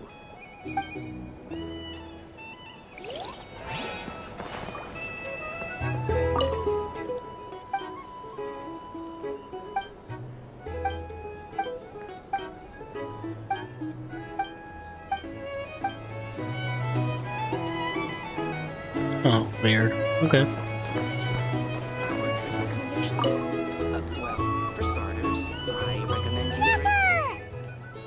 Traveler, Paimon, are you recovering well? Much better, thanks to a good rest. You're looking well too. Turns out that moon chanter has some real talent after all. My eyes were mostly recovered after just a couple days rest. I can actually open them again now. Yeah, but you gotta be careful. Lauma says not to strain your eyes while they're still healing. Yes, thank you. I'm well aware. Yehoda, could I borrow you for a moment? I could do with an extra pair of hands. Oh, sure. Coming. Did you hear that? I gotta go help Lauma for a second. You guys chat among yourselves. I'll grab us some drinks on the way back. Paimon, you still like 'em sweet? You bet! Make it extra sweet, because Paimon's earned it! Sure thing!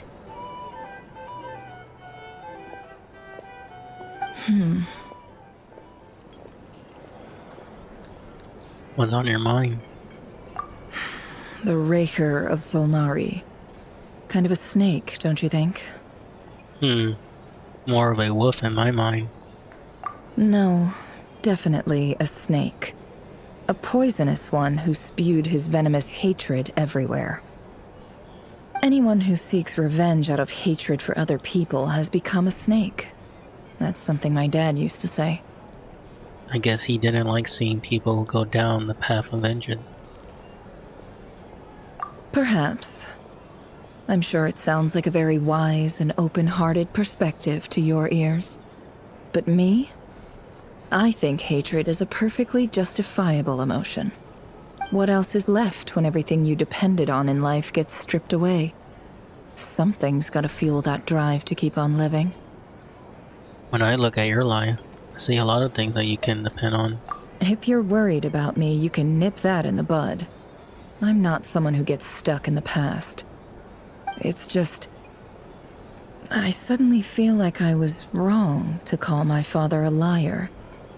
He was just a fool. That's why the Academia turned their back on him, and why the other tribes ganged up on him. Oh, Father. How much better things could have been if you were a skilled liar. Look at the Ibis King. Thoth is a fiendishly cunning liar. And yet, strangely, he feels more like a father to me than my real dad ever was. He's never brought it up, but I'd bet he feels the same way. Why else would he give me the power to perceive the truth, while at the same time training me in the art of deception? Sadly, I never heard the Ibis King's voice. What's he actually like? Well, King Deshret banished him to Aru, which is essentially a prison, and posed 3 questions to him. He promised that he'd have his freedom if he could find the answers. His response was to take on a physical form and approach me, hoping that I could become his envoy and search for one of the answers on his behalf. Did he really think I'd fall for that? He's stuck there. He can't make me return what he gave to me. Sounded like he was nice enough to you. You definitely sound like father and daughter. So that's enough for you to decide he's nice, is it? He's a prisoner, and he was scared. So he decided to perform some good deeds to win people's approval. He lives in fear because he's a deceiver. How is Rerir any different? You can't work as a spy your whole life and expect a happy ending. It's preposterous. Yet I can't say I don't understand it. Liars live in the darkness of their own making, but it's still human nature to want to go on living. They say that a liar's soul is the most worthless thing in the world. What do you think? I have to disagree. Oh, really? Well, it takes a very kind person to find compassion even for liars. If you ask me, the soul of a liar really is worth nothing, because all they care about is themselves. For example, when something good falls into my lap, I don't go sharing the news around. Stops other people trying to steal it from me. I have a feeling some people over there may have overheard that. So be it. They have sharp ears. I can't keep anything from them. And is that your way of saying you warm up to them now? Wow, is that what it looks like? What it looks like is you're starting to see us as your friends. Well, you all know my past now. And I can't simply eliminate everyone who knows too much. So I guess I just have to put up with you. For the foreseeable future, at least. When you find yourself in a situation you can't control, the safest play is to keep calm and start monitoring everyone involved like a hawk. In the intelligence world, you need to have a sense of perspective and play your hand accordingly. If you understand what's at stake, please ensure my secret is safe with you. I trust you'll respect my wishes as a friend. But don't forget, I will also be watching you like a hawk. Sure. Very good. Oh wait! Now that the panic's over and we've all calmed down, Paimon suddenly remembered something. What is it? After all that build-up, our mystery ally never showed up even once!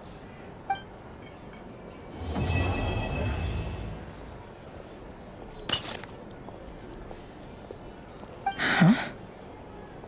Am I imagining things?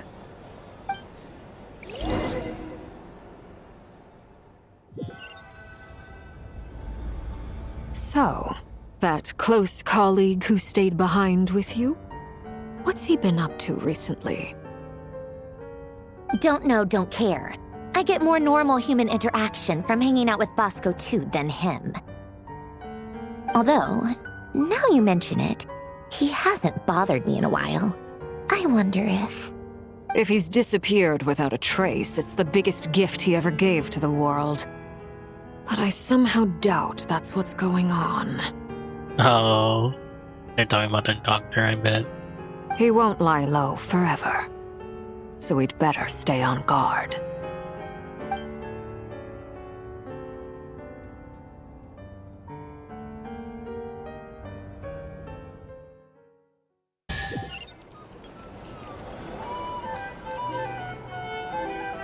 Listen to what everyone is talking about.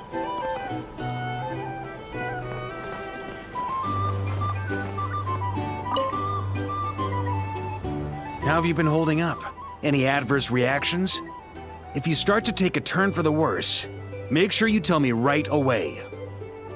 You don't need to worry about me, Grandmaster. I'm fine. I mean, I barely did anything, so... What? You're too humble, young man. You played an indispensable role in the battle for Nodcry. We can't thank you enough for your support. Sometimes, when people praise you, it's because you deserve it. The best thing is to accept it calmly and with grace. It's important to learn how to respond to words of admiration. Let's do a quick demonstration. Albedo, that was an incredible feat of alchemy. The pressure was on, but you worked flawlessly at lightning speed to get the job done. Thank you. I can't take all the credit, though. Durin played a big part in forming the alchemical array. See? Did you catch that? A masterclass in how to take a compliment.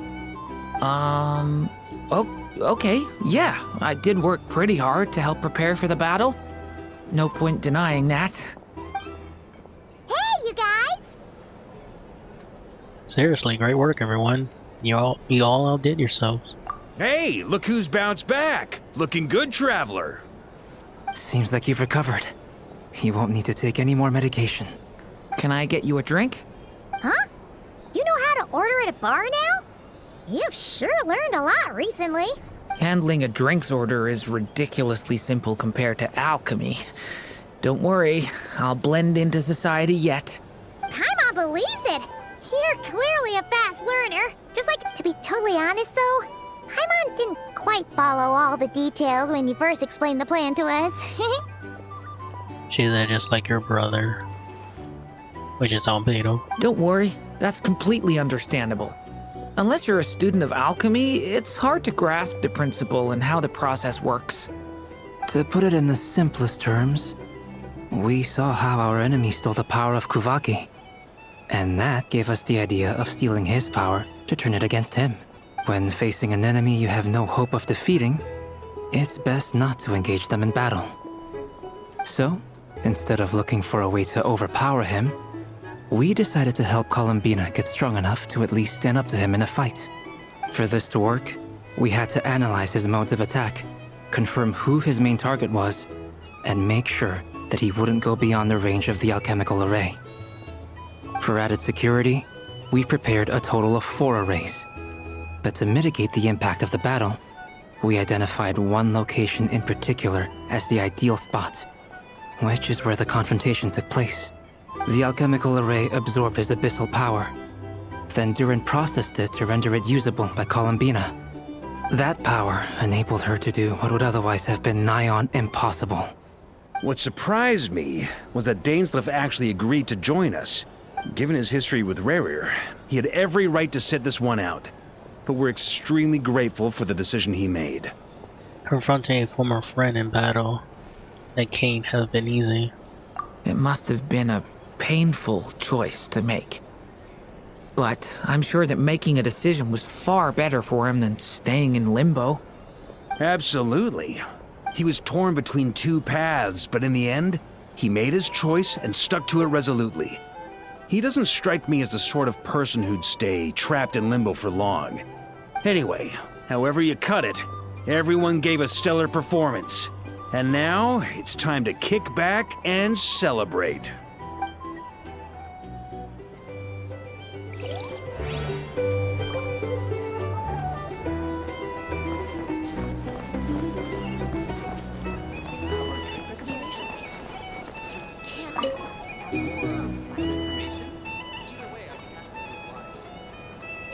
Ah, Lord Sangama Bay.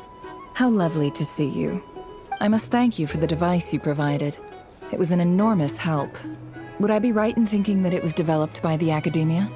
Why come and ask me when you clearly know already? I mostly came to thank you. That's more like it. A little gratitude goes a long way with Lord Sangama Bay. Play your cards right, and you might even stand a chance of becoming my long-term supplier. The chance to work with such a kind and charitable investor as yourself would be a great honor for the Curatorium. Huh? Charitable? Who said anything about charity? First time hearing about it. Let's see. The first plot of land you purchased in Nodcry, your desert interests, and... Stop! What do you think you're doing? Exposing my investment history! It's nothing to hide from. They're all perfectly legitimate investments. And some of the land you purchased was with the intent of building a sanctuary? Yes, I heard about that too. How did you... You're a curious case, Lord Sangama Bay. You don't like people finding out about your good deeds, do you?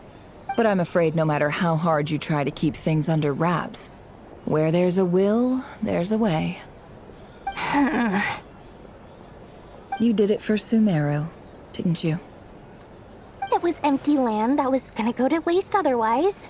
I figured if I built something there, it might at least get some use in an emergency. Disasters are capricious things. They strike without any warning. I've lost family to a disaster before, and I don't want to lose any friends or business partners if I can help it. My elder sister used to dream of finding a sanctuary. Somewhere with plenty of food, water, and medicine. Where everyone could live happy lives. It was something I looked into, but after discussing things with the Dendro Archon, I decided on a more effective strategy. The tech people handled the tech, and Moneybags provided the Mora. It just made the most sense. It's a pity that so few people know the truth about you.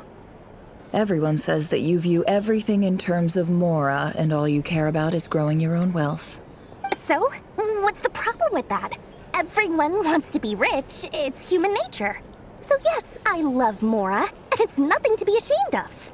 But surely you have dreams of your own beyond just making Mora. You don't get it, do you? My dream is to invest in other people's dreams. And, make a nice little slice for myself along the way. Just thinking about it makes me happy. That sweet, sweet sound of Mora. Thank you. For the device? And the pendant. Oh, that. I was just returning a favor. Don't worry about it. Seems like we've both been away from home for a very long time. Yeah. So long that I barely remember what my family even looked like. That would be your mother, father, and sister?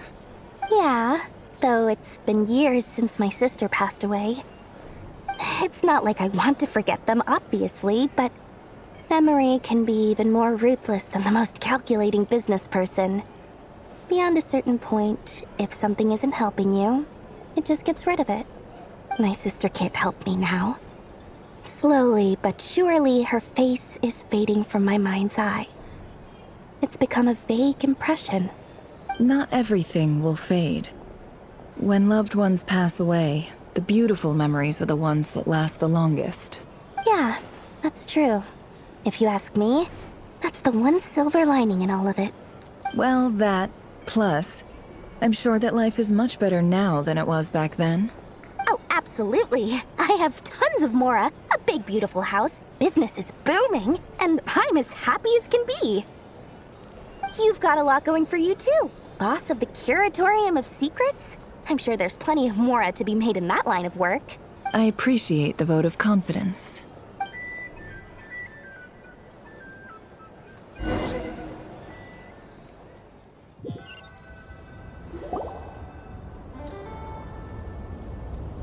That's the only reason you're here. Aww. Yes. I've thought a lot about it. And I've realized that you, me, and Arlecchino should be friends. I think this is very important. So I felt I had to come and tell you. Well, this is a new one. I'm so moved. I can't even hold my teacup. If that's all, you can leave now. Do you not want to be friends with me? Or is it that you prefer being co-workers? What is this, Columbina? Are you deliberately testing my patience threshold? Right now, my politeness module is active. But if you say another word, I swear I'll shut it down.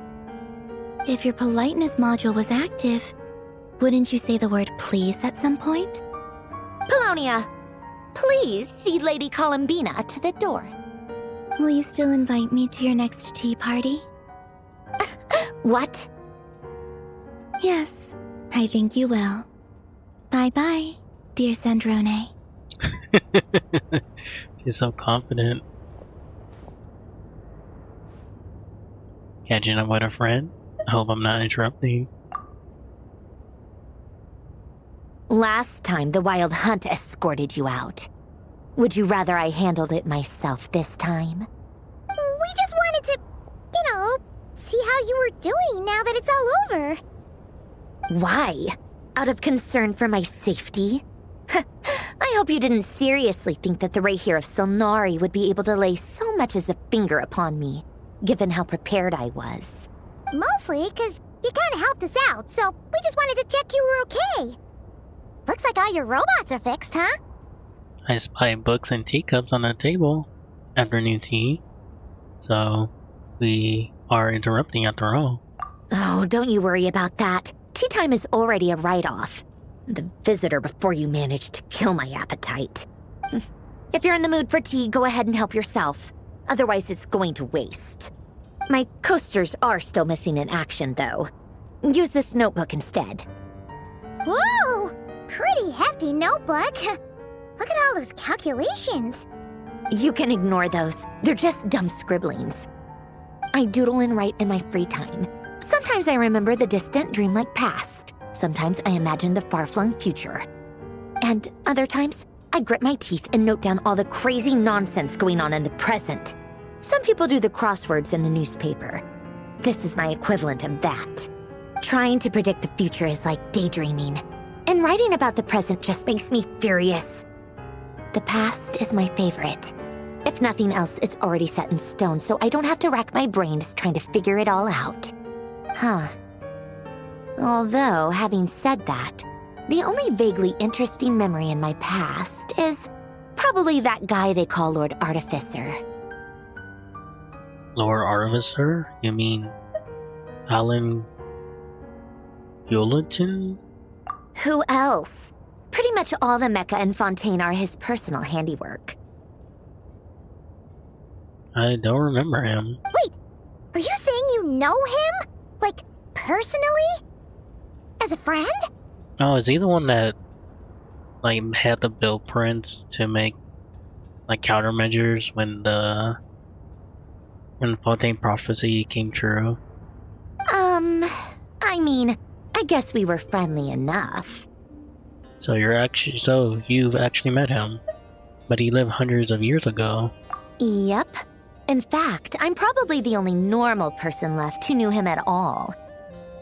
We used to chat occasionally back when he was still around. Before he passed away, he asked me to destroy all his manuscripts. Oh, really? I honored his request, but I did read through everything first before destroying them. I mean, I couldn't let the genius of Lord Artificer Alain Guillotin disappear like that. Would have been such a waste. So, that's where the formulas in your notebook are from? I just told you. Those are my equivalent of crossword puzzles. They're just dumb formulas that I solve for fun when I'm bored. Alain's work was like epic poetry. The formulas in my notebook are just silly little riddles in comparison. Not that there's anything bad about them. I mean, at least, solving those riddles isn't going to hurt anyone. Except me, 'cause I lose a few brain cells in the process. Anyway, while we're on the topic, I might as well tell you about what happened to him and his friends. Alain Guillotin had two close buddies, Renee and Jacob. They spent their childhood years together in the Nazissenkreuz Institute. Oh, this is the World Quiz. I remember this. They were all quite competitive, so there was some rivalry between them, but it was a friendly rivalry. But beneath the friendship and the rivalry ran something deeper, a sense of nostalgia for the past. Unfortunately, childhood would end, the prophecy would come true, the apocalypse would arrive, and the future would never be. A mad dream that would normally only capture the minds of lunatics began to take root in their hearts. A dream of saving the world. And if Renee and Alain had been people of lesser wits, that dream would probably have ended up as something for them to joke about in their older years. But alas, they were some of the sharpest minds around. They nurtured that dream with the full power of their intellect, and it grew into something that ate away at their souls. The first of them to fall under its spell was Renee. Against Alain's wishes, he persisted in experimenting on a mutual friend of theirs to try and save their life. Alain did not approve and parted ways with Renee. It's complicated. Alain wanted to believe that Renee only did what he did for the sake of their friendship. But when he told me about what happened, I could tell he still had some suspicions about Renee's motives. Perhaps the seed that would grow into a nightmare had already sprouted in Renee's mind. Even then. The next time they met, Renee's soul had been completely engulfed by the dream of salvation. His futile attempt to change the tide of fate only resulted in a wave that swallowed up the world, even before the apocalypse came. And although that wave died down eventually, I hear that it just recently came back with a vengeance. Yeah, but he's dead now. As I understand, Renee wanted to live out his dream of salvation once more. But I'm told that the attempted resurgence finally died out for good. At long last, Renee awoke from his deluded dream. Though of course by then it was far too late. What do you think of Renee? Do you admire his transcendent genius? His view that any price was worth paying to achieve the lofty goal of saving the world? Or do you despise him? Dismiss him as an evil madman who wrought havoc on the lives of everyone around him as he pursued his delusional dream? Same difference, really. Just a matter of perspective. I don't know. What a cop-out. But I suspect you'd have a more incisive and insightful answer if we dug into it further. What about you? What's your take on Rainier? I don't like fanatics who give up their whole lives for their ideology. Nor do I like fools who let their delusions take control. Maybe I could understand if Renee had just been an ordinary person. But he had a sage-like intellect. And still managed to get himself lost in the labyrinth of his own desires. Anyway, that's enough about Renee. Now, moving on to Alain Guillotin, the Lord Artificer. He managed to put a stop to the first storm whipped up by Renee. But after that, Alain lost his friends and family. To his credit, I suppose, the loss of his family and friends was purely a tragic accident. It's not like Alain sacrificed them for his cause or anything. After that, the only thing supporting his work was the same dream that had dragged his closest friend down to the abyss. But although the desire to save Fontaine drove him to found the Fontaine Research Institute, Alain continued to reject any form of transcendental knowledge or power. He was suspicious and fearful of it, having seen the way it had affected his closest friend. Oh, so he did found that Fontaine Research Institute. I think that formulas and machines derived solely from human intellect were the only thing that gave him a sense of spiritual comfort. Yet Alain's intellect was simply too great. It barely left him space to breathe in his lifetime. Once he realized that the end of his life was approaching, he finally accepted the truth. The Nazissenkreuz Institute needed someone, and a human being, to see its story through to the end. He quit working on his formulas, trading them in for the fairy tales that had played such a formative role in his childhood, but which he barely touched in his adult life. He told me that the director of the Nazissenkreuz Institute used to read those fairy tales to the children as bedtime stories. Apparently, they worked wonders at sending kids off to sleep. I think that all he wanted at that time in his life was to be able to sleep deeply without being plagued by depression. By that point, nothing else really mattered. At the very end, he laid down to rest in the ruins of the former Nazissenkreuz Institute orphanage, while the Fontaine Research Institute he had founded continued tirelessly with its work. Many years after that, tensions over competing dreams would once again cause a rift, this time between members of the Fontaine Research Institute. But the actions of those fools had nothing at all to do with Alain. And that is the story of two people from the Nazissenkreuz Institute who both wanted to save the world. One went all in on his fantasy of salvation without ever looking back, and ended up calmly sinking to the bottom of the deepest sea. The other sought desperately to burn bright in his life, even though he wasn't sure where he was going. I do sometimes wonder, Why is it that people like them have such grand hopes of saving the world? Even the grandest tree starts as a tiny seed. So perhaps, for each of them, their mission to save the world began with a very simple desire: to save themselves. They were young children with friends and family who mattered to them, desires to explore the meaning of life, ambitions to have a successful career. They didn't want to see all of that taken away in one fell swoop.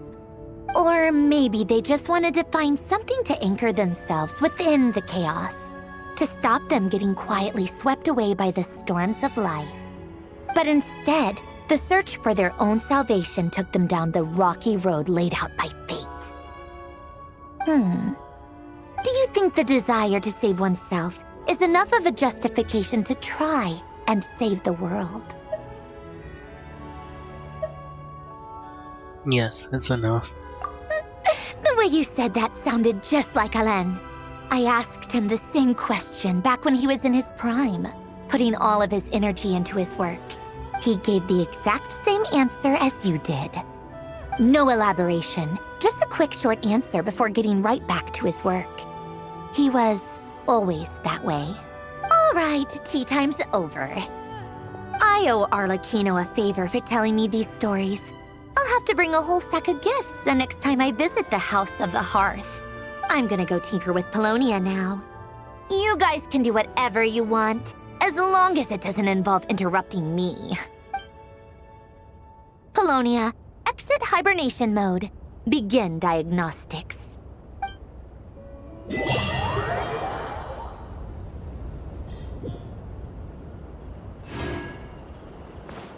Maybe that was a special scene if he did the story quest, maybe.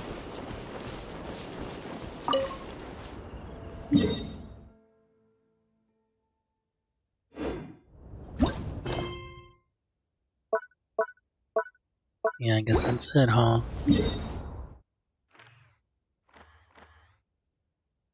Do want to check here, though. Music from a lyre? Seems Colomina's playing for the Kuvaki. The last time we popped by, the lyre hasn't been repaired yet. That was well before Colomina got to know everyone.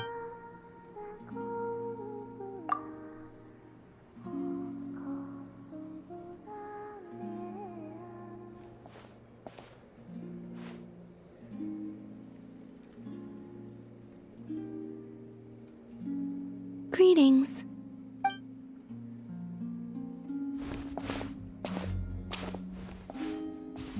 Huh? Are you heading out, Colombina? Yes, I need to get a lyre repaired. What? One of the Kuhenki's lyres is broken. She greatly values this lyre, so I wish to have it restored. Man, Kuhenki sure are multi-talented. Of course. This little one often performs around here, and I sometimes sing along. You know, Paimon's been thinking this for a while, but you sure do spoil the Kuhenki. Well, it's only right. They have kept me company all this time, and often bring me amusing objects as well. No one told me about this before. The natural instinct of Uvaki to make the moon goddess happy. If you don't mind Paimon asking, how do you plan to fix this lyre? Didn't you say you didn't want to be seen by others? In the past, small animals or Kuhenki would help deliver broken objects to an artisan's doorstep for me. All I had to do was wait for the artisan to find it. Of course, sometimes that would take a few days. Seems like a roundabout way of doing things. Why don't you let us handle it? Yeah, just leave it to us. Who knows? We might even be able to get this done today. Very well. Thank you. Our pleasure. By the way, what artisan do you usually bring your stuff to? I don't know her name, but there's a large mechanical hand by her door, and she lives in a round, conch-like home. Wait, She must mean... The aroma of crumb cakes often wafts from within as well. Yep, that clears it up for sure. Yeah. You appear acquainted with that artisan. I shall await you here. Hopefully this doesn't take too long.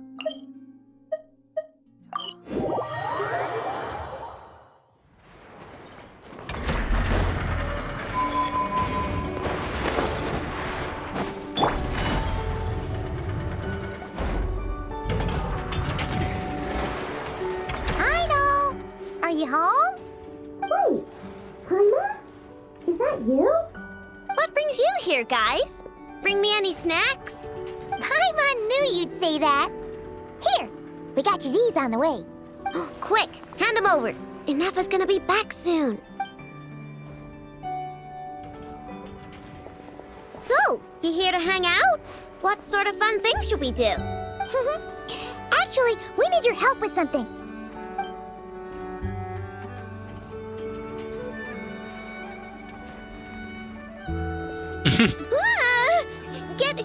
Get that weird thing away from me! Weird thing? You mean this liar? I told you! I don't mess with stuff that science and mechanics can't explain. I'm telling you, that liar just shows up on my doorstep at random. And after I fix it, the thing up and disappears. Oh, aw. Not that I believe in spooky, superstitious stuff like that. Ah, okay. Seems like there's some sort of misunderstanding here. What do you mean? This liar belongs to a friend. A friend who's a bit scared of strangers. Yeah, she doesn't mean any harm. She just has her reasons for taking the liar back without being seen. Really? You better not be making this up. Fine. I'm trusting you on this. I'll fix this thing for you, and this time, I'll try to make it last. Wait for me here. I'll be right back. Oh, knew we could count on Aino. Oh, Paimon feels a little bad. Columbina's random item drop-offs had her so freaked out, though. Yes, she deserves something in return. Exactly. Ah! What are you doing here? You scared us. I have something to give you. Huh? What are these? A few trinkets the Kuhenki collected. I thought the artisan might like them. Perhaps you could give them to her as thanks. Oh. Huh.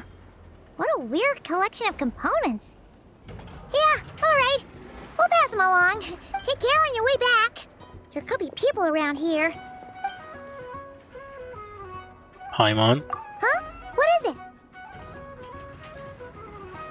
Over there.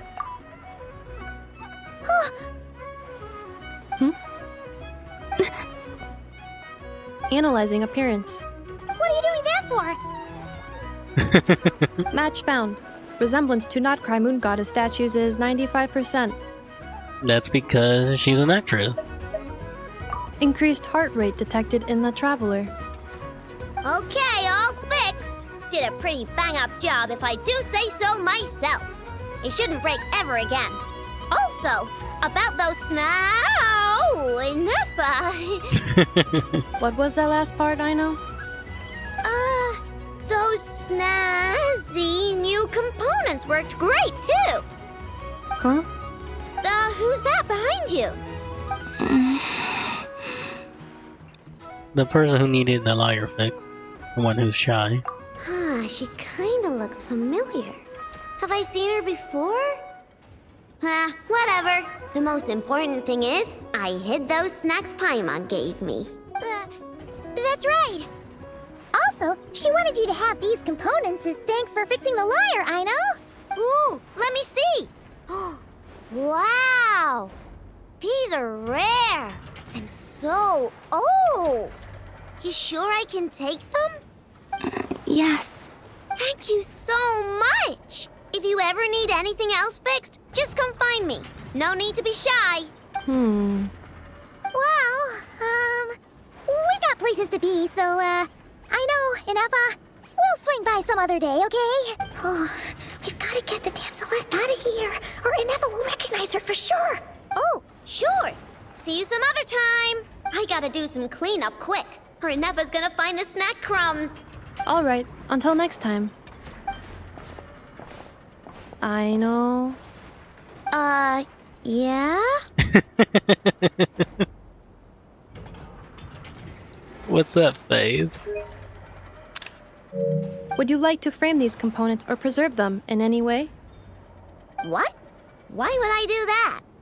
They appear to be gifts from the moon goddess. Huh?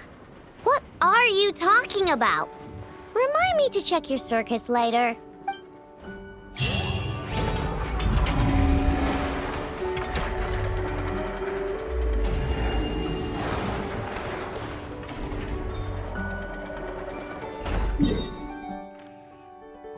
Oh, cool.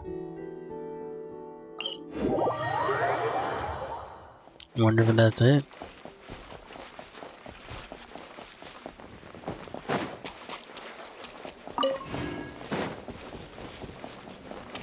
I remember there was another story.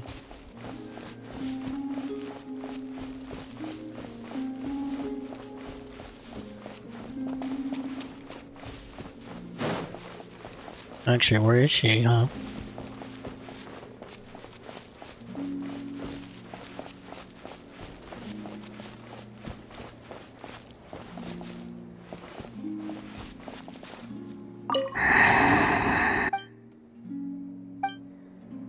I guess so, huh? Maybe later. Alright. Thank you guys for anyone who watches into the stream. And until next time. See you guys later. This was a lot of fun. I'm so glad it's done too. Hope you guys have a lovely day and a good weekend. Or a good week of Halloween. Alright. Goodbye.